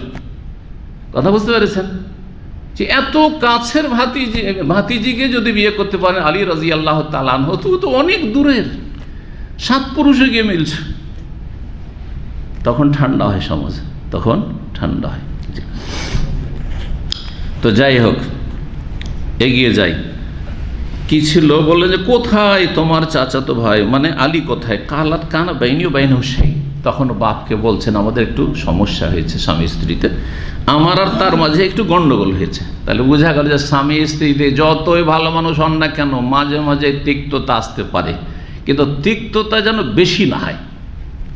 তিক্ততা যেন হালকা, তিক্ততা কখনো কখনো ভালো বা অনেক সময় ভালো, কিন্তু বেশি তিক্ততা ভালো না, আর বেশি মিষ্টান্ন ভালো না। বেশি মিষ্টি হওয়া ভালো না, আর বেশি তিক্ততা ভালো না। বুঝেন না? বুঝেন না? যে কোনো ক্ষেত্রে, দাম্পত্য জীবনেও আর বন্ধু বান্ধবের সাথে চলাফেরার ক্ষেত্রেও বেশি মিষ্টিও করবেন না, আর বেশি তিতাও করবেন না। কলিগদের সাথে, যাদের সাথে চাকরি বাকরি আমরা করছি, আপনারা করছেন, এইরকমই সম্পর্ক মাঝামাঝি রাখবেন। কথা বলছেন না? এতে শান্তি পাবেন আপনি। স্ত্রীর সাথে সবসময় যদি আদর, সবসময় আদর আদর আর আদর আর সম্মান সম্মান, তাহলে আদরের মূল্য থাকবে না। এই যে আদর, স্নেহ আর শ্রদ্ধা, এই যে পরস্পরের, এটার কিন্তু মূল্যায়ন করবে না, কেউ করবে না। মনে হচ্ছে এইরকম, তাই না? সাধারণ দুনিয়ার সবাই যদি সাদা ফর্সা হয়তো, কালো কেউ না হয়তো, সাদাদের কেউ প্রশংসা করতো, তাই না? দুনিয়াতে খারাপ মানুষ না থাকতো, ভালো মানুষের কোনো প্রশংসা হইতো না। ফেরেশতাদের কেউ স্পেশালি কোনো প্রশংসা করছেন? কারণ ফেরেশতারা সবাই ভালো, কিন্তু মানুষ খারাপের মাঝে শতকরা 1-2 ভালো। দেখেন মাশাআল্লাহ, অমায়িক মাটির মানুষ, বলছেন বলছেন না? জি হ্যাঁ, অবিজিদ্দেহা তাতাবাইয়ানুল আশিয়া। তো যাই হোক, তিক্ততা মাঝে মাঝে হইলে কোনো দোষণীয় না। বড় বড় ভালো ভালো পরিবারে হইতে পারে, কিন্তু সেটা সীমা ছড়িয়ে না যায়। জি হ্যাঁ, তাতে অনেক সময় দেখবেন যে সামান্য তিক্ততার পরে কিন্তু আরও ভালোবাসা বাড়ে, শ্রদ্ধা বাড়ে পরস্পর। হ্যাঁ, জি হ্যাঁ। তারপর আল্লাহর নিয়ামতের শুকরিয়া আদায় করে, যে 1 দিন 2 দিন যে কথা হয়নি, বা 2-4 ঘন্টা যে কথা হয়নি, কত কষ্ট লেগেছে ওকে, আর আপনাকেও কত কষ্ট লেগেছে, তাই না? তো তারপরে নিয়ামতের কদর করবেন, যে দাম্পত্য জীবনে কি যে শান্তি রয়েছে স্বামী স্ত্রীর জীবনে। জি, ফাঁকা জাবানি বলছেন যে আমাদের মাঝে একটু কথা কাটাকাটি হয়, ফাঁকা জাবানি, তখন আমাকে রাগিয়ে দেয়, আমার রাগ হয়ে যায়। ফাঁকারা যা, তারপরে আমার রাগ যখন হয়ে যায় তখন ও চলে যায় বাড়িতে। এটা একটা ভালো তরিকা। কেন, বাড়িতে যদি থাকেন, আবার কিছু মূর্খরা করে কি, ও নিজে বাড়িতে বের হবেন না, ওই স্ত্রীকে বাড়িতে তাড়িয়ে দেবে, গেটের বাইরে ধাক্কা দিয়ে বের করে দেবেন। না, এটা না, এটা ইসলাম নয়। আপনি বেরিয়ে চলে যান, শুধু রাগারাগি না, আরও কথা বেড়ে যেতে পারে, আর চললাম, চলে যান, ওতে তাড়াতাড়ি সংশোধন হবে। আর স্ত্রীকে যদি বাড়ি থেকে বের করে দেন, সংশোধন না, ভাঙন বেশি ধরবে। দুর্বলকে বাড়ি থেকে গায়ের জোর দেখে বের করে দেবে, এটা করবেন না। আপনি সবল, আপনি স্বামী, আপনার বাড়িতে বেরিয়ে চলে যান, 2-4 ঘন্টা, মাথাটা আমার ঠান্ডা হবে, ও একটু ঠান্ডা হোক, আর তারপর আমার কদরটা বুঝুক, চলো অফিসে আজকে সারাদিন অফিস করবো, মাঝখানে আসবোই না। হ্যাঁ, 2-4 ঘন্টা যে ব্রেক ছিল, আসবো না, একটা না, অথবা আর একটু বেশি করে, যা কিছু কাজ আছে, বাইরে একটু ঘোরাঘুরি করে, যার মসজিদে একটু জিকির আজকে বন্ধই করি, থাকুন মসজিদে, আজকে রাতটা মসজিদে কাটিয়ে দিই। দেখেন সোজা হয়ে যায়, কথা বোঝা গেছে? জি হ্যাঁ, তাই করেছেন। আলী রাদিয়াল্লাহু বাড়ি থেকে বেরিয়ে গেছে। ফালা ইয়াকিল ইন্দি, আমার কাছে তিনি কাইলুল্লাহ করেননি। কাইলুল্লাহ কাকে বলা হয়? ইয়াকিল, ইয়াকুল না, ইয়াকুল মানে বলা, কালা ইয়াকুলু, আর ইয়াকিল, কালা ইয়াকিলও যদি করেন তাহলে ওর মানে হচ্ছে কাইলুল্লাহ করা। কাইলুল্লাহ বুঝেন? কে বুঝে? দুপুরের বিশ্রাম। মাশাআল্লাহ, কালা ইয়াকিলও যখন পড়বেন তো দুপুরের বিশ্রাম করা, দুপুরের ঘুমটাকে কাইলুল্লাহ বলা হয়, মানে কিছুক্ষণের বিশ্রাম, কিছুক্ষণ দিনের ঘুম, দিনের ঘুম। কিন্তু আজকাল তো দিনের ঘুম কত যে, এত নাম খুঁজে পাওয়া যাবে না। সকালের ঘুম একটা, আবার কেউ 2টার সময় ডিউটি থেকে দিল আসর পর ঘুম, আরে মাগরিবের পরও ঘুম। একদিন এক হাফেজ সাহেবকে ফোন দিয়েছি, আজকে নাই হাফেজ সাহেব, হাদাল্লাহুল জামি, আল্লাহ সবাইকে হেদায়েত করুক। মাগরিব পরে কেউ ঘুমায় নাকি?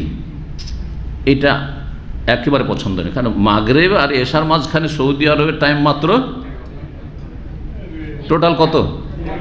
আজান থেকে শুরু করে 1.5 ঘন্টা, কিন্তু নামাজ পড়ার পরে 1 ঘন্টাও থাকে না। নামাজ পড়ার পর আজান হয়তো 1 ঘন্টা মাত্র, 1 ঘন্টা বেশি মোটেই থাকে না, কমই থাকে না এই জায়গায়। এই 1 ঘন্টার মধ্যে ঘুমিয়ে গেলে এশা জামাত ধরতে পারবেন? বরং উঠতেই পারবেন না, হয়তো ফজর হয়ে গেল, কবিরা গুনাহ করে ফেললেন আপনি সালাত কাজা করার জন্য। তো কোনো একজন মানুষ, আপনাদের মতো লোকেরা যদি মাগরিব পরে ঘুমায়, যে শরীর ক্লান্ত লাগছে মাগরিব, না, মোটেই জায়েজ না। যদি এত ক্লান্ত থাকেন তো মাগরিব এশা জমা করেন, তারপর ঘুমিয়ে যান। যদি দেখেন যে ভেঙে পড়েছে একবারে, শরীর একবারে অচল, কিন্তু না আলহামদুলিল্লাহ 1 ঘন্টা জাগতে পারবো, এদিক সেদিক করে চাটা খেয়ে অথবা খাওয়া এটা সেটা করে, আর তারপরে তখন আমি এসা পরে ঘুমিয়ে যাব, সবচাইতে ভালো।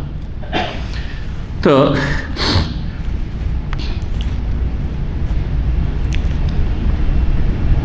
আমার কাছে দুপুরবেলা বিশ্রাম করেনি, ফালাম ইয়াকিলিনদি ফাকালা রাসূলুল্লাহ সাল্লাল্লাহু আলাইহি ওয়াসাল্লাম, বললেন যে ইনসান, একজনকে বললেন, উনজুরু আইনা, আচ্ছা দেখো তো, তালাশ করো তো আলী বাড়ি থেকে বেরিয়ে গেছে কোথায়, তালাশ করতে বললেন। ফাজা, ওই লোকটি আসলে এসে বলে, ইয়া রাসূলুল্লাহ হুয়া রাকিদুন ফিল মসজিদে, মসজিদে ঘুমিয়ে আছে, বাড়ি ছেড়ে যা মসজিদে, পাশে মসজিদ, মসজিদে ঘুমিয়ে আছে। ফাজা রাসূলুল্লাহ সাল্লাল্লাহু আলাইহি ওয়াসাল্লাম, রাসূলুল্লাহ নিজে আসছেন, এটা করলেন না যে বলো যে নবী ডাকছে, বললে তো চলে আসতাম, আলী চলে আসতেন অবশ্যই, কারণ শুধু শ্বশুর না যে আবেগ করবে, এখানে রাসূলুল্লাহর হুকুম, তাল এসো বলতে পারতেন না। কিন্তু ওয়াইন্নাকা লাআলা খুলুকিন আযীম, মহান চরিত্রের অধিকারী, তারপরে মেয়ে সুখে থাক, আমি হুকুম করব, অর্ডার করবো, চলে আসবে, কিন্তু সেটাতে ওই রকমের উত্তম আচরণটা হবে না যেটা আমি নিজে গিয়ে তাকে উঠিয়ে নিয়ে আসবো। সুবহানাল্লাহ, রাহমাতুল আলামিন, মহান চরিত্রের অধিকারী, খুলুকিন আযীম সার্টিফিকেট আল্লাহ দিয়েছেন। নিজেই গেলেন রাসূলুল্লাহ মসজিদে, দেখছেন যে শুয়ে আছে, কিন্তু শুয়ে থাকা অবস্থা কাতারে দিয়ে একটা চাদর গায়ে দিয়ে, একটা চাদর একটা লুঙ্গি, এই ছিল তাদের জীবনযাপন, বস্ত্র। চাদরটা যেমন আমরা হেরামের কাপড়ে থাকলে কখনো কখনো চাদর খুলে যায়, তখন শরীরটা হয়তো চাটাই বা পাটিতে বা যেখানে শুয়ে আছে লেগে গেছে, তো ওই কাতের ডাউন শিখে এক কিনার এক সাইড থেকে চাদরটা খুলে গেছে। ওয়াসাবাহ তোরাবুন, তখন শরীরে ঘুমানো অবস্থায় কিলে ধুলো লেগে গেছে, এক সাইডে কি লেগে আছে, ধুলো লেগে আছে। ধুলোকে কি বলে আরবিতে? তোরাব বলে, তোরাব। ফাজালা রাসূলুল্লাহ সাল্লাল্লাহু আলাইহি ওয়াসাল্লাম ইয়ামসাহু আনহু, রাসূল তার গাটাকে মুছে দিচ্ছেন, ধুলা লেগে, ধুলা মুছে দিচ্ছেন, ধুলা ঝেড়ে দিচ্ছেন। উত্তম চরিত্র, এটা করতে পারতেন। ওটা ওটা ওটা ওটা ছি ছি ছি ছি, ধুলা লেগে গেছে, ধুলো সাফ করো বলতে পারতেন না, ওটাও করলেন না। পার্থক্যটা বুঝতে পারছেন দুই চরিত্রের মাঝখানে? এমনটা আমাদেরকে হওয়ার চেষ্টা করতে হবে। আমার কাছে ভালো আছে আর খুব ভালো আছে, কোনটা করবেন? খুব ভালোটা করবেন, এটা হচ্ছে উত্তম চরিত্র। দুটোই ভালো, কিন্তু বেশি ভালোটা করবেন আপনি। জি, গুড, বেটার, বেস্ট, বুঝলেন তো? হ্যাঁ, হাসান, আহসান। জি, নবী সাল্লাল্লাহু আলাইহি ওয়াসাল্লাম ধুলো ঝেড়ে দিচ্ছেন আর বলছেন, কুম আবা তোরাব, হে মাটির বাপ। আবু তোরাব নাম রেখে দিলেন নবী সাল্লাল্লাহু আলাইহি ওয়াসাল্লাম, কুনিয়াত, উপনাম। আবু তোরাব উঠো উঠো, কুম আবা তোরাব, আবু তোরাব উঠো। অন্য হাদিসে রয়েছে আলী রাদিয়াল্লাহু তাআলা আনহুকে কেউ যদি আবুল হাসান আবুল হোসেন না বলে আবু তোরাব বলে ডাকতো তো খুব খুশি হইতেন, কারণ এই কুনিয়াত কে দিয়েছেন? স্বয়ং রাসূলুল্লাহ সাল্লাল্লাহু আলাইহি ওয়াসাল্লামের দেওয়া। আল্লাহু আকবার। জি, তো এখানে কি বোঝা গেল? আলী রাদিয়াল্লাহু তাআলা মসজিদে ঘুমিয়েছিলেন, দিনের বেলা, রাতের বেলা কোনো অসুবিধা ছিল? দিনের আর আগের ছিল আব্দুল্লাহ বিন উমর, যুবক, অবিবাহিত, রাতে ঘুমাইতেন, বাড়িতে জায়গা ছিল না, বাপ মা আছে, একটা রুম আছে, কোথায় ঘুমাইতেন? মসজিদে ঘুমাইতেন। যুবক ছেলে, বাপ মার ঘরে তার ঘুমানো যাবে না, মসজিদে ঘুমাইতেন। জি, 442 নম্বর হাদিস, আবু রাদিয়াল্লাহু তাআলা বর্ণিত, তিনি বলছেন, রাআইতু সাবিনা মিন আসহাবি সুফফাতি, আবু হুরায়রা বলছেন যে আমি 70 জন আসহাবে সুফফাকে দেখেছি, মানে সুফফায় অবস্থানকারী যে সর্বহারা দরিদ্র সাহাবীদেরকে দেখেছি। মা মিনহুম রাজুলুন, তাদের মধ্যে এমন কোনো মানুষ ছিল না, আলাইহি রিদাউন, যে তার কাছে চাদরও আছে আর লুঙ্গিও আছে, ইম্মা ইজারুন ওয়া ইম্মা কিসাউ, একটা কাপড়, দুটা চাদর ছিল না এহরামের কাপড়ের মতো, যে একটা ওপর দিকে গায়ে আর একটা হচ্ছে কোমর থেকে নিয়ে লুঙ্গির কাজ করছে, এমনটা ছিল না। একটি ছিল, ইম্মা ইজারুন, কারো কাছে লুঙ্গি আছে নিচেরটা আছে, ও ইম্মা কেসাউন, কারো কাছে উপরেটা চাদর আছে। কি করবেন, কি করে সালাত আদায় করবেন? ওইটা কি কাঁধে বাঁধতেন। আমরা ছোটোকালে তখনকার যুগে জ্যাকেট আর সোয়েটার, জ্যাকেট তো দূরের কথা, জ্যাকেট তো পরে এলো, সোয়েটার পর্যন্ত ছিল না। প্রথম সোয়েটার যখন আমি পেলাম একটা, তখন বুনানি সোয়েটার পাইতো, নিজে বাড়িতে বুনাইতো। তা আমার ছোট মামা ছিলেন শিক্ষিত, বিএ পাস, তো উনি নিজে সোয়েটার বুনাইতে পারতেন। ওনার ওয়াইফ যে মামানি আমার ছিল, মামি ছিল, তিনি বুনাইতে পারতেন। তো তারা আমাকে আদর করে বুনিয়ে দিতে খুব ভালো লাগতো আমাকে, ওই জীবনের প্রথম। তখন প্রায় সাবালক হয়ে গেছে। তো সোয়েটার, তার আগে কি ছিল? চাদর, উলের চাদর ছিল, তাই না? কি ছিল?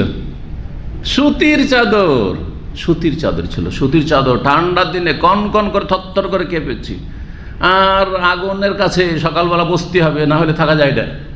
এই ছিল আমাদের লাইফ, জীবন। জি আলহামদুলিল্লাহ। কিন্তু তাতেই যারা লেখাপড়া করেছে তারা কত এগিয়েছে। আর আজকাল এত সুখী ছেলে মেয়েদেরকে রেখেও ভালো করে লেখাপড়া করে না, ভালো আলেম হইতে পারেন না, ভালো কিছু হইতে পারছেন না। জি, বরকত আলাদা জিনিস। হয় লুঙ্গি থাকতো, না হয় চাদর থাকতো। তাদের আবার তুফি আনা কাহিম, সালাত পড়তে হবে, তখন তাদের গলাতে বেঁধে নিত, পেঁচিয়ে নিত, এইখানে পাঁচিয়ে, এইখানে এইভাবে, জানেন তো এটা, এইভাবে বেঁধে নেওয়া হইতো। এইখানে যদি বেঁধে নেওয়া হয় আর বড় চাদর থাকে, এদিকে হাঁটু পর্যন্ত ঢেকে গেল, হাঁটু পর্যন্ত না ঢাকতে হবে, সলাতে ফরজ, হাঁটু সহ ঢেকে গেল, ব্যাস ফরজ আদায়। ফামিনহা মায়াবুল নিসফা সাকাইন, তাদের কারো কারো চাদর বা লুঙ্গিটা, লুঙ্গি হোক আর চাদর হোক, ওপরে যে গলাতে বেঁধে নিল কাঁধের ওপরে করে, এটা কারো নিসফে শাক পর্যন্ত। শাক বলা হয় হাঁটু আর টাকনার মাঝখার যে পায়ের নলা বা হাড্ডিটা রয়েছে, এই মাঝ, হ্যাঁ এটা শাক, জি এইটাকে বলা হয়। তো এর অর্ধেক পর্যন্ত পৌঁছিত, এই কাপড়টা বেশি উত্তম। কেউ যদি নিসফু শাক পরে, এটা সবচাইতে উত্তম পোশাক শরীয়তের নজরে, জুব্বার ক্ষেত্রে। কিন্তু আজকাল যেহেতু ভালো লাগে না,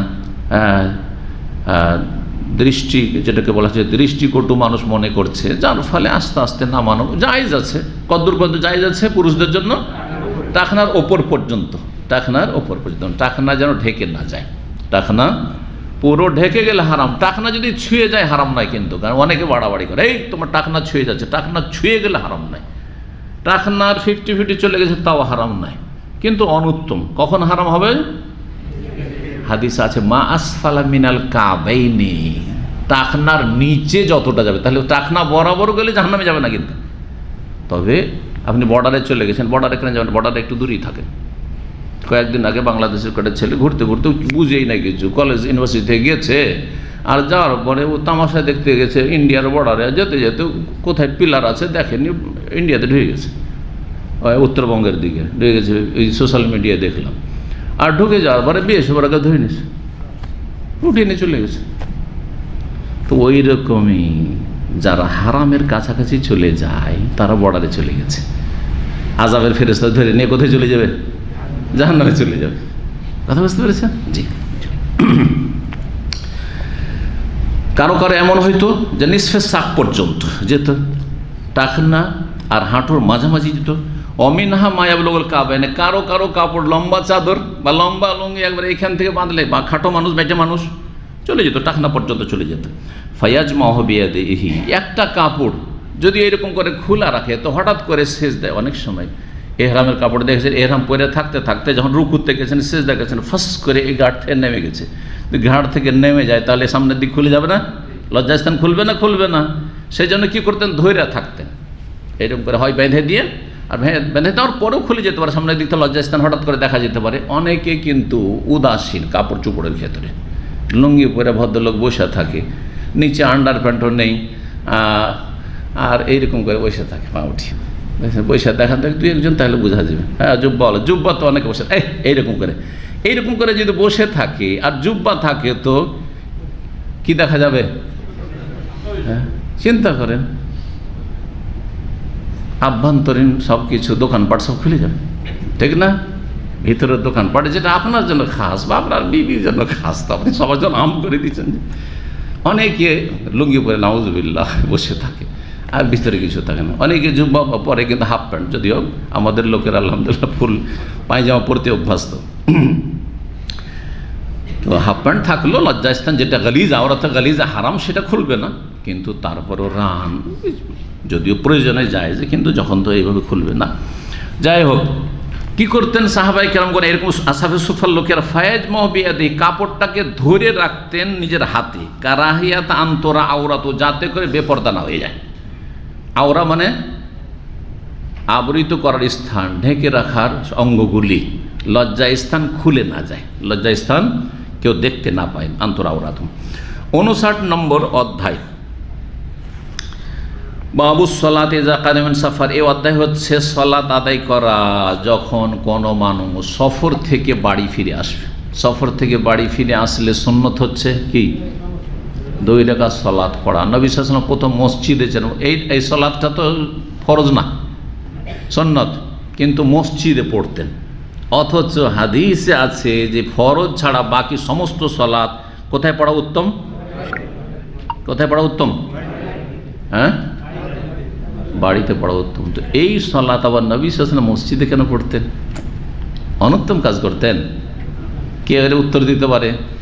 যদি কেউ উত্তর দিতে পারে, জানবো যে হ্যাঁ কিছু ফিকহ আছে, বুঝছো। হ্যাঁ, মসজিদে নামাজ পড়ার উদ্দেশ্যটা হচ্ছে যে সে দূরে থেকে আসছে, তার বাড়িতে স্ত্রী যদি থাকে তারা হ্যাঁ সাবধানিত হওয়ার জন্য ওই সময়টা দেওয়ার জন্য মসজিদে নামাজ। আচ্ছা, তো যদি শুধু এটাই হয়তো, আজকাল তো টেলিফোন আছে, তখনকার নয় প্রয়োজন ছিল যে একটু মসজিদে অবস্থান করি, বাড়িতে খবরটা পৌঁছে যাবে, তখন একটু সাইজে যাবে, পরিপাটি করে নিবে বা কিছু, বা কোনো রকম অপ্রীতিকর অবস্থায় না থাকে, যাতে করে প্রস্তুত থাকে মানসিক শারীরিক দিক থেকে, পরিষ্কার পরিচ্ছন্ন হয়। অনেক সময় আবর্জনা থাকলেও স্বামী নেই বাড়িতে, কি ওই অবস্থায় দেখলে ভালো লাগবে না, এটা ঠিক আছে। কিন্তু আজকাল তো টেলিফোন আছে, এইখান থেকে তো বলে দিচ্ছেন যে এত ঘন্টা এত মিনিটে ল্যান্ডিং, আর তারপরে এখান থেকে এত লাগবে, আমি এই সময় বাড়ি পৌঁছে যাবো, তো সব জানছি।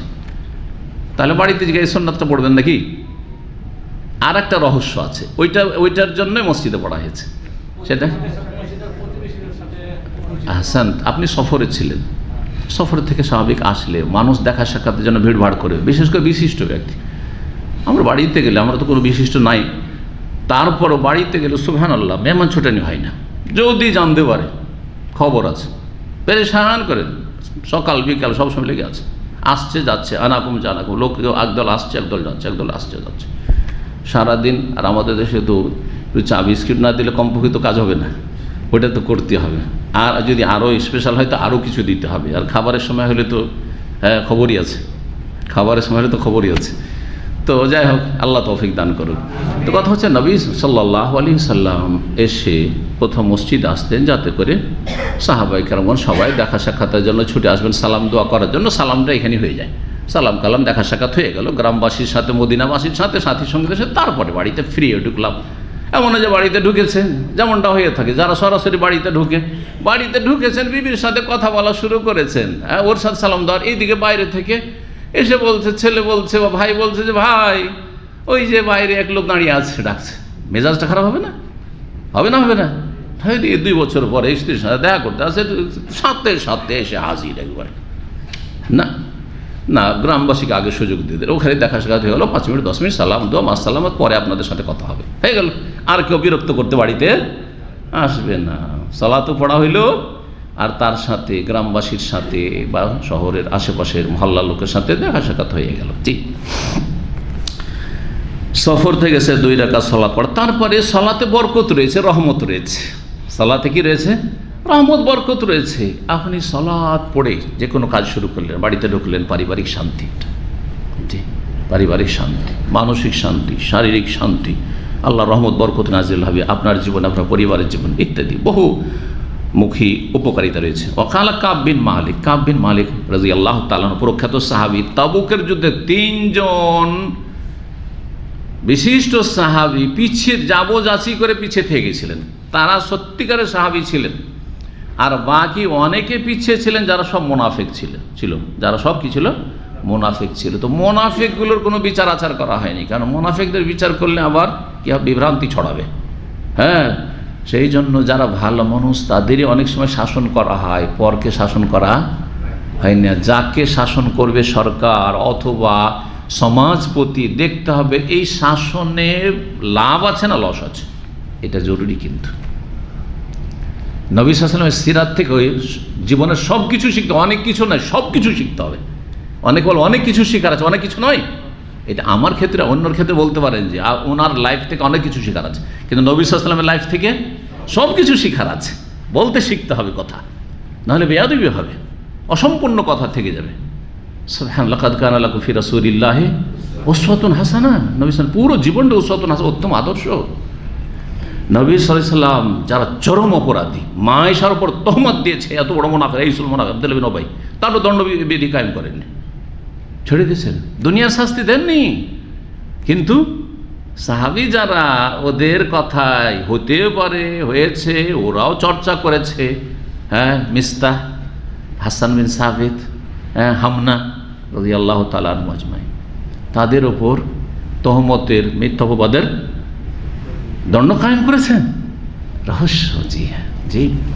সুতরাং কোনো ব্যক্তি যদি শাসন করে একজনকে আর আরেকজনকে না করে, না বুঝে মন্তব্য করবেন না। আজকাল সোশ্যাল মিডিয়ার ফিতনার যুগ, বোকা লোকেরা কিছুই বুঝে না, মোটা খায় মোটা বুঝে। এটা বুঝতে হবে যে কাকে শাসন করলে ইসলামের উপকার আছে, দেশের উপকার আছে, জাতির উপকার আছে, আর কাকে শাসন করলে সব ক্ষতি আছে, বুঝতে হবে আপনাকে। জি। তো কাব বিন মালিক রাদিয়াল্লাহু তাআলা বলছেন, কানান নবী সাল্লাল্লাহু আলাইহি ওয়াসাল্লাম ইযা সাফ, লম্বা হাদিস সহিহ বুখারীতে আছে, কোনো এক জায়গায় আসবে লম্বা হাদিস।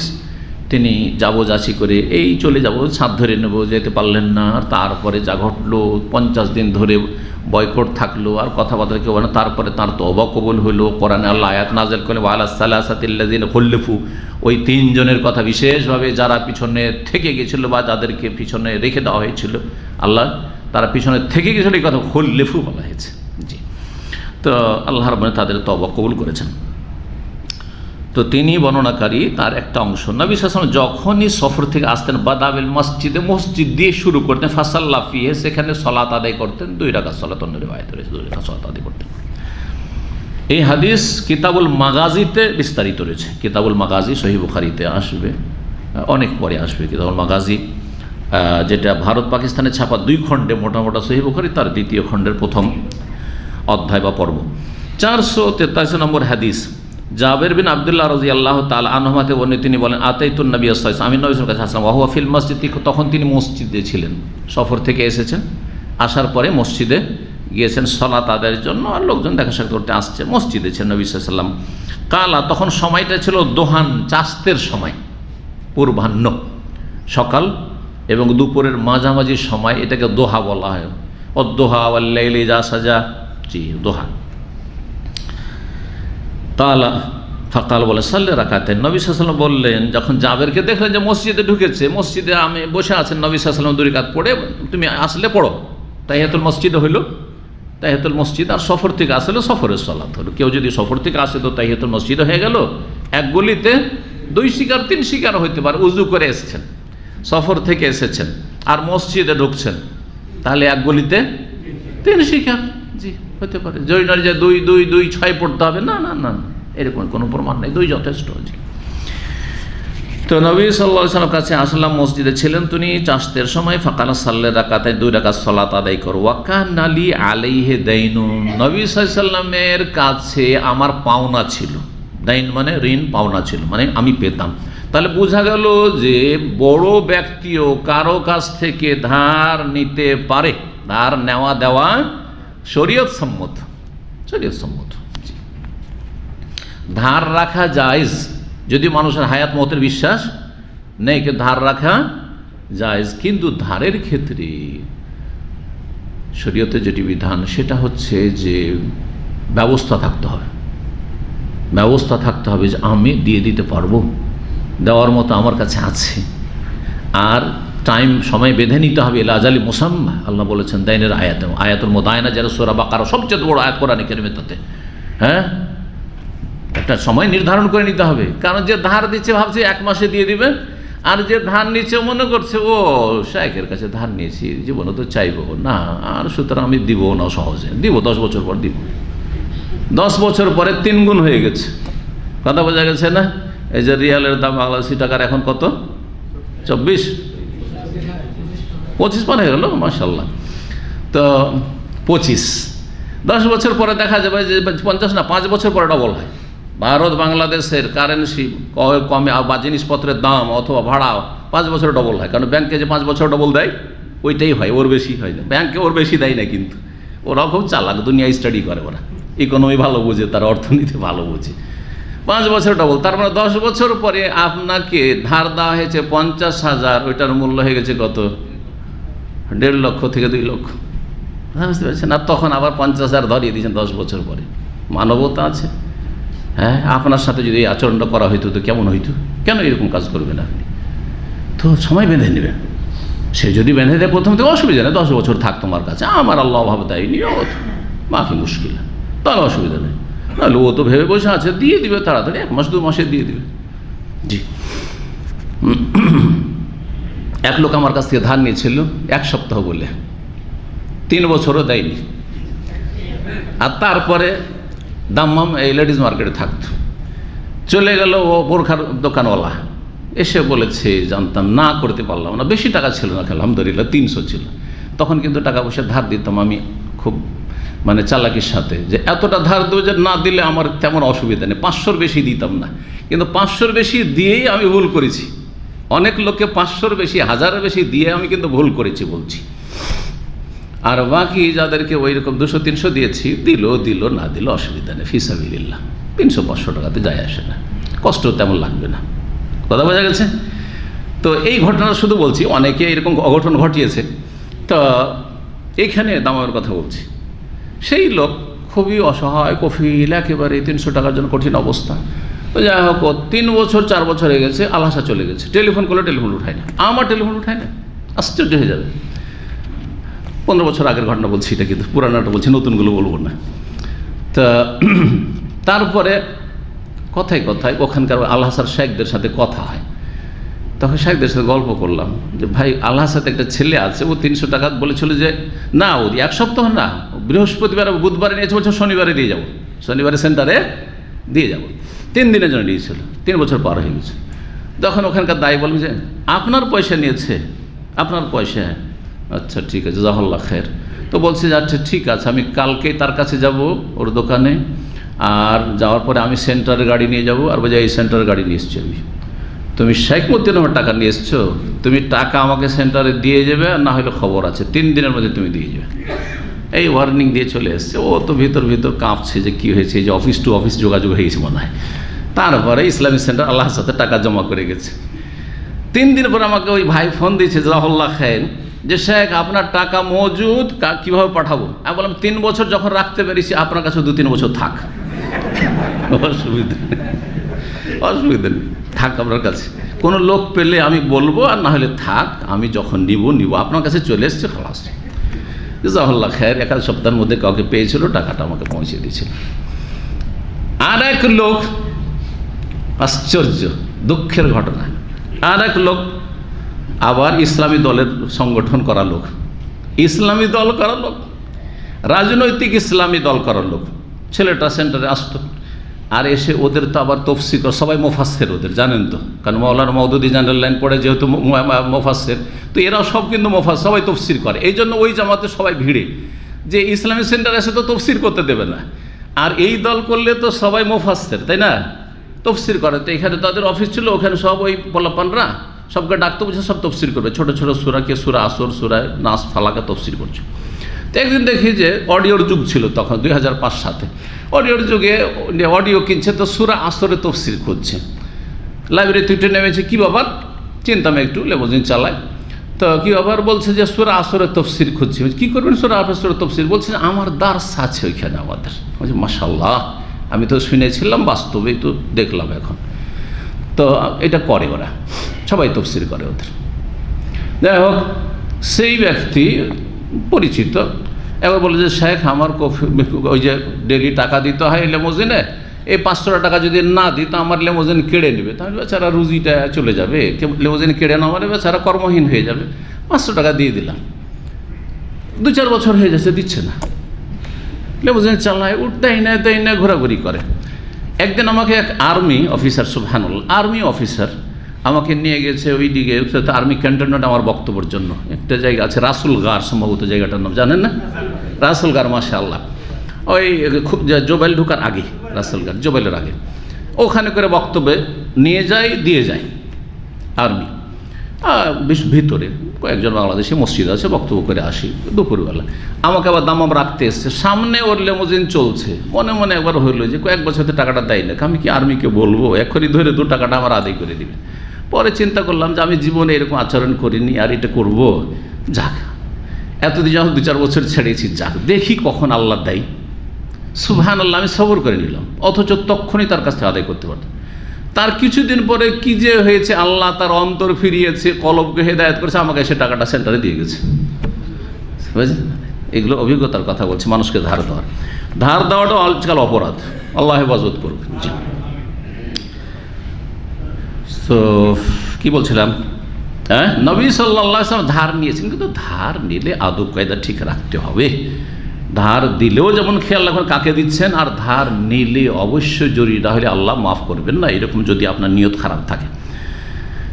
তো নবী সাল্লাল্লাহু আলাইহি ওয়াসাল্লামের কাছে পাওনা ছিল, উট কিনেছিলেন। নবী সাল্লাল্লাহু আলাইহি ওয়াসাল্লাম আসলে উটের প্রয়োজন ছিল না, কিন্তু জাবের যুবক ছেলে, ঘটনা বলি তাহলে বুঝতে পারবেন, যুবক ছেলে 9 বোন, আর বাপ শহীদ হয়েছেন আব্দুল্লাহ বিন হারাম রাদিয়াল্লাহু তাআলা আনহু ওহদের যুদ্ধে, প্রথম শহীদ তিনি হন। রাত্রে ওসিয়ত করেছে, বাবা সকালে আমি ওহদে যাচ্ছি, আর মনে হয় আমি ফিরে আসবো না। সুবহানাল্লাহ, ফাকানা আউয়াল মাকতুল, হাদিস আছে। যে বলেছেন ছেলেকে যে আমি কালকে আর ফিরে আসবো না, প্রথম 70 জনের মধ্যে যিনি শহীদ হচ্ছেন তিনি হচ্ছেন এই জাবেরের পিতা। 9 জন মেয়ে রেখে গেছেন অবিবাহিতা। জাবের রাদিয়াল্লাহু তাআলা আনহু তাদের ছোট সাবালক হয়েছে, 14-15 বছর বয়স। আল্লাহু আকবার। তো নবী সাল্লাল্লাহু আলাইহি ওয়াসাল্লামের বিশেষ একটা নজর ছিল তার ওপর, যে কীভাবে তার উপকার করতে পারি। তো একবার জাবেরকে বললেন যে, জাবের সফরে ছিলেন কোনো এক সফরে, তোমার উটটা বিক্রি করবে? প্রথম বিক্রি করার নিয়ত ছিল না, বেচে দাও, বিক্রি করো। নবী সাল্লাল্লাহু আলাইহি ওয়াসাল্লামের কথা না ফেলতে পেরে বলে বিক্রি করে দিলেন। ভাবলেন যে উঁটে একটাই উঁট ছিল, সেটা আমার কাজে লাগতো, বাহনের কাজ, তো বিক্রি করে নবী চাইলেন, দিয়ে দিলাম, যা। তারপরে নবী সাল্লাল্লাহু আলাইহি ওয়াসাল্লাম ধার রেখেছেন, কারো টাকা তখন নাই, ধার রেখেছেন, উটটা রেখে নিয়েছেন। মদিনা আসার পরে তখন টাকা নেওয়ার জন্য, এই পাওনার জন্য এসেছেন। বলছেন ফাকাদানি ওয়াজাদানি, নবী সাল্লাল্লাহু আলাইহি ওয়াসাল্লাম আমাকে পরিশোধ করলেন, আর বেশি করে পরিশোধ করলেন। পেমেন্ট করলেন, আর বেশি করে পেমেন্ট করলেন। বেশি করে পেমেন্টটা কি ছিল? যদি একটি ঘটনা তার সাথে হয়ে থাকে তাহলে উটটাও ফিরিয়ে দিয়েছিলেন, আর টাকা 500 দিরহাম সম্ভবত হাদিসে আছে, সেইটাও দিয়ে দিয়েছেন। জিনিসটার সেই উটের মূল্যও দিলেন, আর উটটাও ফিরিয়ে দিলেন। আর যদি অন্য ঘটনা হয়ে থাকে তাহলে ধরেন যত টাকা ধার নিয়েছিলেন সেই টাকাটাও দিলেন, আর তারপরে অতিরিক্ত দিলেন। এটা জায়েজ কি না? জায়েজ, নিঃসন্দেহে জায়েজ। কিন্তু আগে থেকে চুক্তি থাকলে সুদ হারাম। হ্যাঁ, ইশারা ইঙ্গিত যদি করে রাখেন যে টাকা আপনাকে ধার দিচ্ছি, 1,10,000 রিয়াল দিচ্ছি, কিন্তু দেওয়ার সময় একটু লাগিয়ে দিই, হ্যাঁ, অথবা যে ধার নিল সেইটা টোপ দিল যে দেখেন আমাকে ধার দিলে আপনার লস নেই, বললো যে কত টাকা দিব বেশি, কিন্তু আমাকে ধার দিলে আপনার লস নেই, আপনাকে পশিয়ে দিব। কথা বুঝতে পারছেন না? তাহলে হারাম। কিন্তু ধার নিল কারজে হাসানা, আর ধার দিল আল্লাহর সন্তুষ্টির জন্য, যত টাকা দিয়ে তত টাকা আমি পাবো এই আশাতে, আর তারপরে এসে 10,000 রিয়ালের জায়গায় যদি 15,000 দিয়ে দেয় কোনো অসুবিধা নেই, 20,000 দিয়ে দেয় কোনো অসুবিধা নেই, জায়েজ আছে। কোনো চুক্তি হয়নি, কোনো লোভ লালসা ছিল না, কোনো শর্ত ছিল না।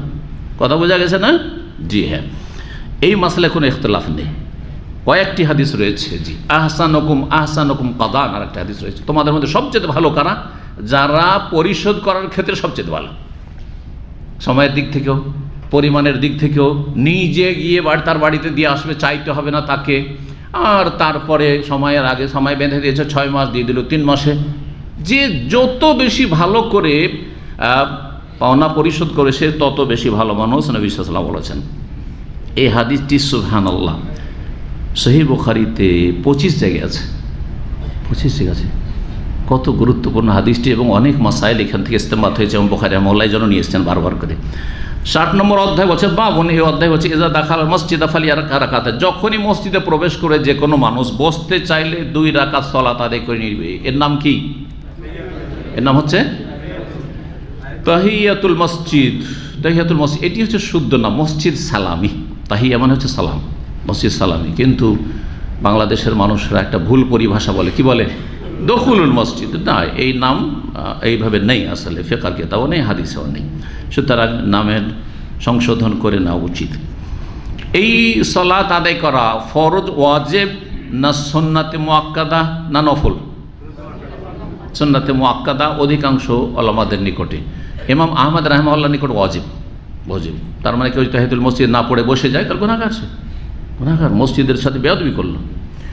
আর বাকি সুন্নাতে মুআক্কাদা এটা হচ্ছে সঠিক। যে কোনো সময়, যে কোনো সময়, সেটা নিষিদ্ধ সময় হোক, আসর থেকে মাগরিবের ভিতরে হোক, ফজর পরে সূর্য ওঠার মাঝখানে হোক, যে কোনো সময় গিয়েছেন, বসতে চাইছেন, হেঁটে এদিক থেকে এলেন, ওই দিক থেকে চলে গেলেন, কোনো অসুবিধা নেই। কিন্তু বসতে চাইলে ফালায়া যে 7 ইউসাল্লি রাকাত, যতক্ষণ 2 রাকাত সালাত না পড়ে ততক্ষণ বসবে না। এমনকি জুমার খুতবার সময়, সহিহ মুসলিম তিরমিজিতে হাদিস হয়েছে। সোলায়েক গেতফানি রাদিয়াল্লাহু তাআলা আনহু, খুতবা চলছে, নবী সাল্লাল্লাহু আলাইহি ওয়াসাল্লাম আসলেন, আসার পরে চিন্তা করলেন যে নবী সাল্লাল্লাহু আলাইহি ওয়াসাল্লাম খুতবা দিচ্ছেন, খুতবা শুনতে বসে যাই। এসে বসে গেছেন। নবী সাল্লাল্লাহু জিজ্ঞেস করে সাল্লাইতা রাকাতাইন, 2 রাকাত সালাত পড়েছো? বলছেন না, পড়িনি। বলছে কম ফাসাল্লি রাকাতাইন, দাঁড়াও 2 রাকাত পড়ো, দাঁড়াও 2 রাকাত পড়ো, তারপরে বসো। এটাও করলেন না যে যাক আজকে বসলে আগামীতে এরকম করে বসিও না, বরং এক্ষুনি সংশোধন, উঠো, ওঠার পরে কি করো? আবার 2 রাকাত পড়ো। কিন্তু দুঃখের বিষয় হইল সুন্নত বিরোধিতা আমাদের দেশে এমনভাবে আছে যে জাহেল সমাজের লোকেরা, এমনকি আহলে হাদিস মসজিদে এত অজ্ঞতা আছে, আমি এককালে দেখেছি, আসার পরে 1-2 মিনিট বসে গেল, প্রথম আসে বসলো মসজিদে, 1 মিনিট বসার পরে তারপর উঠে সুন্নাত শুরু করলো। দেখেছেন এরকম দৃশ্য না? এটাও ভুল। যদি পড়েও এসে বসবে তারপর পড়বে না, আগে পড়ে নেন আর তারপরে বসেন। ফালা ইয়াজলিস, অতক্ষণ বসবেন না, হাত্তা ইউসাল্লি রাকাতাইন। অন্য riwayat রয়েছে ফালিয়ারকা রাকাতাইন ক্বাবলা ইয়াজলিসা, এখানে কি রয়েছে? আসছে যে ক্বাবলা ইয়াজলিসা, বসার আগে 2 রাকাত পড়ুক। 444 নম্বর হাদিস, আবু কাতাদা রাদিয়াল্লাহু তাআলা আনহু বর্ণিত, আবু কাতাদা সুলামি, আন্না রাসূলুল্লাহ সাল্লাল্লাহু আলাইহি ওয়াসাল্লাম বলেছেন, ইজা দাখালা আহাদুকুল মসজিদ, তোমাদের কেউ যখন মসজিদে প্রবেশ করে, ফালিয়ারকা রাকাতাইন, 2 রাকাত যেন পড়ে নেয়, ক্বাবলা ইয়াজলিসা, বসার আগে, বসার আগে। বাবুল হাদাস ফিল মসজিদ, 61 নম্বর অধ্যায়, এটা দিয়ে শেষ করছি। 61 নম্বর অধ্যায়, মসজিদে উযু ভঙ্গ হয়ে যাওয়া। মসজিদে থাকতে থাকতে কারো যদি উযু ভঙ্গ হয়ে যায় তাহলে বসে থাকা যাবে কিনা বিনা উযু অবস্থায়? হাদাস বলা হয় বায়ু নির্গত হওয়াকে, সেটা সশব্দ হোক অথবা নিঃশব্দ হোক। হ্যাঁ, ফোসাউন আও দোরাতুন হাদিসে এসে, দোরাত জোরে বায়ু নির্গত হওয়া সশব্দে, আর ফোসাউন মানে ফুস করে, কথা বোঝা গেছে? তো যদি হয় তবে যথাসাধ্য, যাতে লোকজন বসে থাকলে অবশ্যই সেখানে আওয়াজ হবে আর বেয়াদবি করবেন, এটা সমাজের মজলিসের আদবের খেলাফ, সেটা যেন না হয়। কিন্তু অনেকের গ্যাস আছে, সমস্যা আছে, বসে থাকতে থাকতে হাওয়া খারিজ হয়ে গেল, বায়ু নির্গত হলো, কোনো দোষের কথা নেই। তারপরে জরুরি নয় যে উজু করে আসতে হবে, যদি মনে করেন যে উজু করে এসে বসবো তাহলে ঠিক আছে, আর যদি মনে করেন যে আমি বসেই যাই তো অসুবিধা নেই। তবে পার্থক্য রয়েছে ফজিলতে। মসজিদে সালাত আদায় করে যতক্ষণ বসে থাকবেন উজু অবস্থায় ততক্ষণ ফেরেশতারা দোয়া করতে থাকবে, কিন্তু যখনই উজু নষ্ট হয়ে যাবে তখন আর ফেরেশতারা দোয়া করবেন না, তবে বসে থাকা জায়েজ, তবে বসে থাকা জায়েজ। হাদিস দেখে নিন, আবু হুরায়রা রাদিয়াল্লাহু তাআলা আনহু থেকে বর্ণিত, তিনি বলছেন আন্না রাসূলুল্লাহ সাল্লাল্লাহু আলাইহি ওয়াসাল্লাম বলছেন, আল মালাইকাতু তুসাল্লি আলা আহাদিকুম, ফেরেশতাগণ তোমাদের জন্য দোয়া করতে থাকে। তোমাদের জন্য কি করতে থাকে? দোয়া করতে। মা দামা ফি মুসাল্লা, যতক্ষণ পর্যন্ত তোমাদের কেউ নিজের সলাতের স্থানে, মুসাল্লায় মানে সলাতের জায়গায় অবস্থান করে বসে থাকে, আল্লাযী সাল্লা ফিহি, যেই জায়গায় সলাত পড়েছে। তাহলে বোঝা যাচ্ছে এখান থেকে যে উত্তম হচ্ছে যেই জায়গায় সলাত পড়ছেন সেখানেই বসে থাকে। কিন্তু আজকাল অধিকাংশ মানুষ ভদ্রলোক, নামাজটা পড়েনি, পিছনে দেখছি এখানে যেগুলো একটু ভিআইপি মসজিদ, ভালো মসজিদ, এগুলো পিছনে চেয়ার আছে, চেয়ার তো না শুধু সোফা লাগানো আছে, চেয়ার তো এমনিও জায়গাতে আছে, সোফা লাগানো আছে, তো ওখানে সালাদটা পড়ে নিয়ে তারপরে গিয়ে ওইখানে যে বসে আছে চেয়ার বাবু ওইখানে বসে আছে, মসজিদেও চেয়ার তলাশ করছে, তাহলে এই ফজিলত পাবে না কিন্তু। কারণ হাদিস কি আছে, মা দামাফি মোসাল্লাহ, যতক্ষণ পর্যন্ত তার মোসাল্লায় থাকবে আল্লাযী সাল্লাফি, যেখানে সালাত পড়েছে ওইখানে বসে থাকেন।